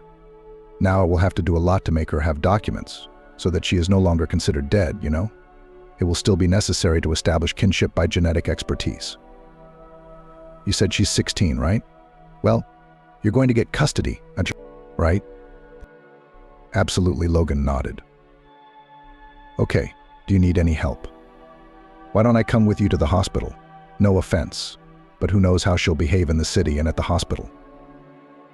Logan gratefully accepted the help, and the three of them went to the hospital. Danu was conscious, able to speak, and seemed to be thinking clearly. Amelie rushed to him with a joyful cry, fell on her knees at his bedside, and pressed her cheek against the old man's palm. Grandfather. Sweet grandfather. Nightmarish and insanely touching scene at the same time. Do you agree? Whispered Sandro to Logan. Dan meanwhile spoke to Amelie. He asked her to pay attention, because he had something very important to tell her. And he said that now, from this day forward and forever, Amelie should trust Logan because he is her closest, dearest person. He will take care of her. Dan apologized and said that he always and more than anything in the world loved Amelie. I'm sorry, sweetheart. I wanted to keep you safe, and so I hurt you. I lied to you. Grandfather, what are you talking about? The girl asked, confused. I don't understand. You'll understand later, Dan said. He nodded at Logan. He'll explain everything to you. Well, that's it. Go. I need to rest. Logan, stay. Sandro took Amelie out into the corridor. Logan stayed behind. Dan told him that as soon as he felt better, he got his strength back and called his lawyer to the hospital. Yes, despite the fact that Dan led the lifestyle of a hermit and recluse, the means allowed him to have a good lawyer, who in particular helped him to conclude all deals with the sale of antiques. However, the fact that the old man lives not alone, this lawyer knew nothing. And only just yesterday Dan devoted his faithful assistant in the whole story with Amelie. Naturally, he was shocked, but also did not refuse to provide his services further. The lawyer also offered to help him find a lawyer, but Dan declined, saying that it would not be necessary anymore because he would not have much time left. I dream about my son every night, coming for me, waiting for me. And my wife is waiting for me there, the old man said. Dan also told Logan that he had long ago prepared a will, according to which everything the house and antique riches in it, as well as some collection of jewelry. All this goes to his daughter. But she, the poor child, by herself alone, she'll be lost in this world, the old man said with tears in his eyes and clinging to Logan's hand. Help her. I won't leave her, Logan said. She's my sister. And maybe Dan smiled sadly. One day she'll be able to forgive me for everything. And maybe, one day you'll be able to forgive me too. Logan didn't know what to say to that. Forgiveness. To give forgiveness to a man who had behaved like a monster, who had taken his sister away and plunged her into madness on purpose. However, Logan also realized that now, when Dan was on edge, he couldn't be cruel to him. I've already forgiven you, he said, and squeezed the old man's hand lightly in return. You have my forgiveness, and believe me, my sister will remember all the good you've done for her. Logan was at a loss. What should he do? He realized that Dan had committed a crime to lock up his found child, to treat her like this all these years, covering everything with love. But on the other hand, no. Logan realized that he was not able to think more about it right now. After all, right now Dan was lying in the hospital. He was no danger to Elena right now. Ellen. Logan had dedicated a few hours that very day to chatting with the girl. She was really very smart, although her ideas about the world around her were strange. And she was also surprisingly easy to accept the fact that her grandfather had admitted to her that he had lied. She only asked Logan what Grandpa had lied about, and he tried to carefully explain. He was also happy that Amelie liked so far in the clinic, through the efforts of Sandro, who connected to this extraordinary story and the owner of the clinic. The girl lived in a separate room, which was really very similar to home cozy conditions. It turned out that Amelie was very fond of reading. Logan tried to explain to her what a phone, TV, showed her a video on a smartphone. And in general, he expected that she would be shocked, would be delighted, because it's such a fantasy for her usual picture of the world. But Amelie, after a little attention to this, returned to the books and also took up a sketchbook and watercolors. Interesting, but boring. It's not real, that's what she said. And then, Logan suddenly realized that in the midst of all the important things he had been doing, he had forgotten that there were other people who needed his help, Anastasia and little Kate. He decided to go to the village and visit them. He'll take a cab for the whole paycheck. Sandro joked and suggested that tomorrow was his day off and he could take him to the village. And while driving, of course, did not do without talking. "So she is pretty," said with a grin Sandro. "So you like her? Were you even listening to me?" Logan frowned. "I didn't say anything like that." "That's right. You didn't say it directly," he nodded, now with a grin that was not teasing but condescending. "But the way you said it, it speaks volumes, you know." "Can't you be serious?" Logan leaned his head back against the seat with a groan. "I've got a headache." Sandro was a good friend. He knew how to keep his jokes in moderation. And so the rest of the trip was silent. So Logan even managed to take a nap. Where here his friend poked him lightly in the shoulder as the car slowed at the gate. "No one," Logan said disappointedly after a moment, as no one answered their call. "Wait," Sandro said. "I heard something. Come on over here." "Hey, you can't do that." Logan hissed at his friend, who without permission of the absent owners opened the gate and entered the yard. But Sandro confidently stomped toward the house. "Quiet," raised his hand. "Do you hear?" Logan obediently tried to catch any sound. Silence. Although, he heard it. A thin, muffled sound, reminiscent of a trapped animal crying. He knocked on the door and called his name. The strange sound from the other side intensified. "Wait, we have to check," Sandro, going around the house, looked through the window. And after a moment he recoiled, swearing, and then he just took the glass and broke the window. Then, wrapping his hand around the sleeve of his jacket, he ran it inside and unlocked the window sash. And now Logan was totally okay with that action because he saw what was inside the house too. There in the room were both of them, mother and daughter. Little Kate was sitting, crawling into the far corner of the room, under the table. The girl was trembling and seemed so frightened that she could not even cry, let alone call for help, and only made such pitiful sounds. Anastasia was lying next to her on the floor. She was lying on her side, curled up in a ball, as if she wanted to defend herself. And she was unconscious. And her face, hands, everything was in the traces of an unequal fight. The third person in the room was a man, a huge man sprawled on the couch. He had obviously fallen asleep from alcohol. There were bottles lying near him. And right now his mouth opened, and he let out a long, crackling snore.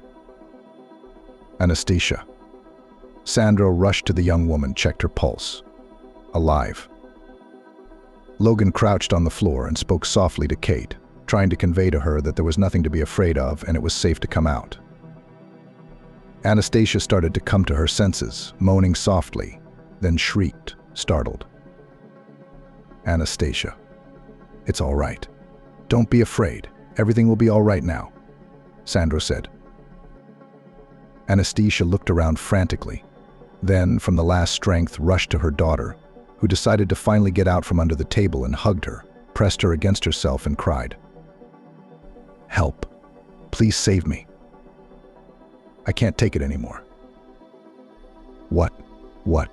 Who are you?"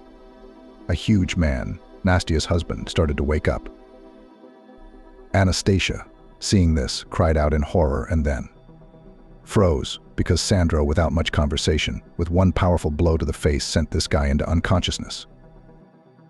"Not very right, perhaps. But I don't want him to stop us from leaving," said Sandro, losing his knuckles. His hand hurt from such a blow. Acting very gently, carefully, the friends led Anastasia and Katya out of the house. Sandro thoughtfully reminded them that they had to bring the documents with them.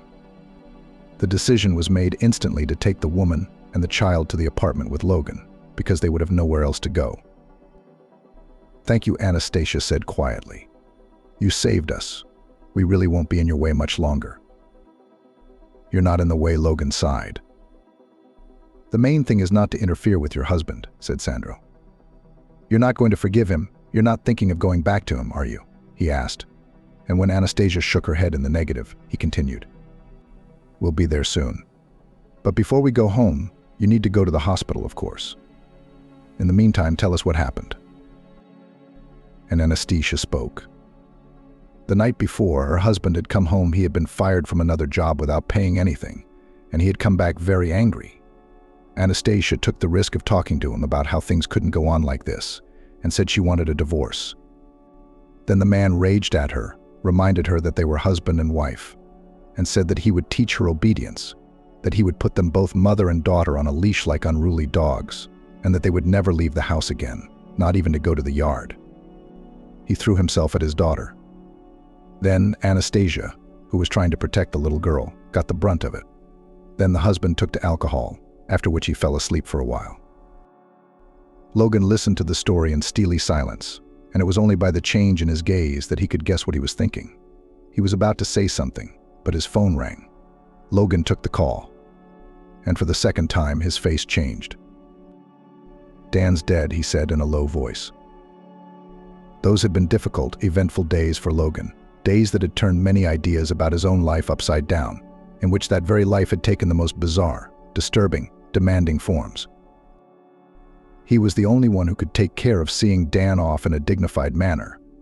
He had 1,000 things he needed to do urgently in order to get custody of his sister, as well as to ensure that she received full treatment and support from qualified professionals. And then there was Anastasia and Kate. Logan had put them in his apartment as he had planned, for what he thought would be the first time.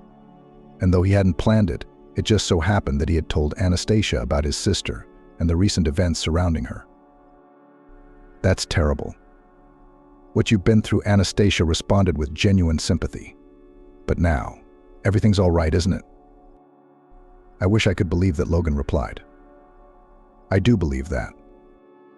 Theoretically, Anastasia and Kate could have moved into a rented apartment soon. The charity where Logan worked had responded to the story and was willing to help. But he'd refused. And he had a hard time explaining it all to himself, but he was better off that they stayed with him. There was plenty of room in the 4-room apartment. Anastasia was naturally very timid at first and asked permission for every step. But a little later, at some point it became a regular thing she would get up early and cook breakfast for Logan. And though he repeatedly said it wasn't worth the trouble, she would do it.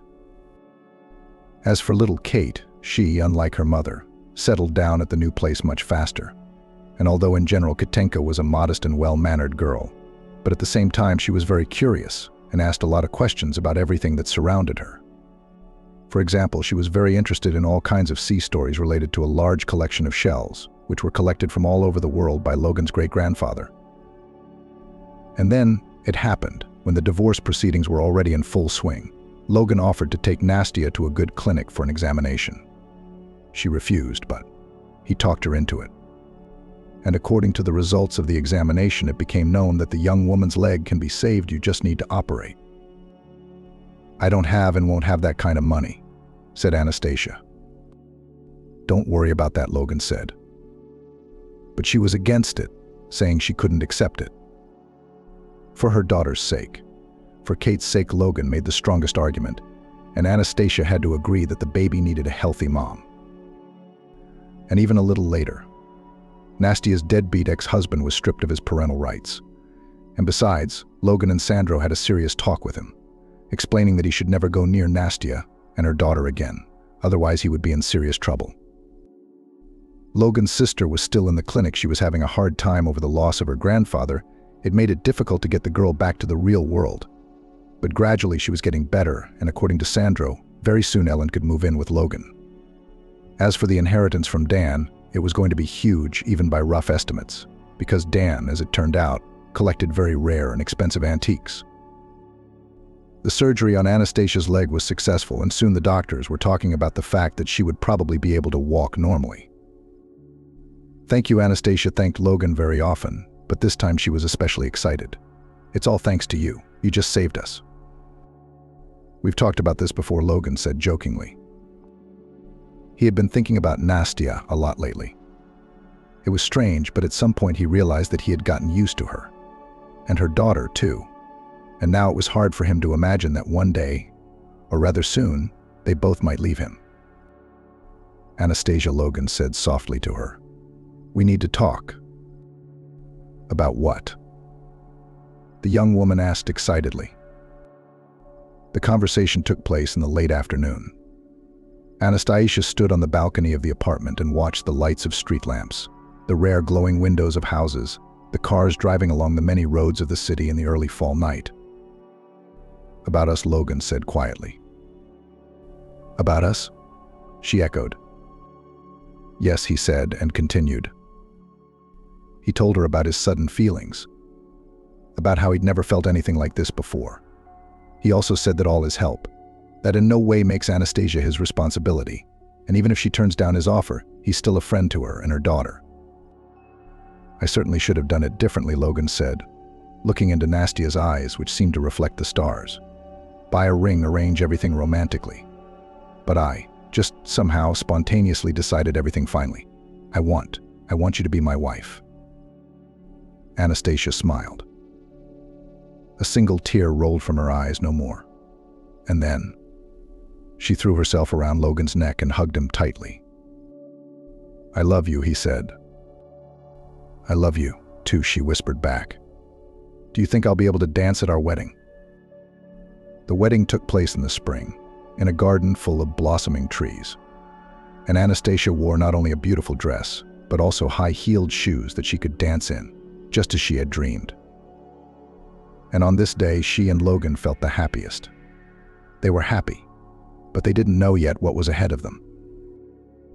They didn't know that in a year there would be a new addition to their family. Kate would have a baby brother, who would be named George. They did not know that in 4 years Sandro, who had become a close family friend, would decide to marry Helene, who would give him her consent. Nor did they know that Helene would fully recover her mental health and decide to continue her family's work and become a talented historian, dedicating herself to the theme of ancient Egypt. All this was on the marvelous wedding day, only the future hidden from them. But the fact that in this future and in many other years they would be happy was already clear.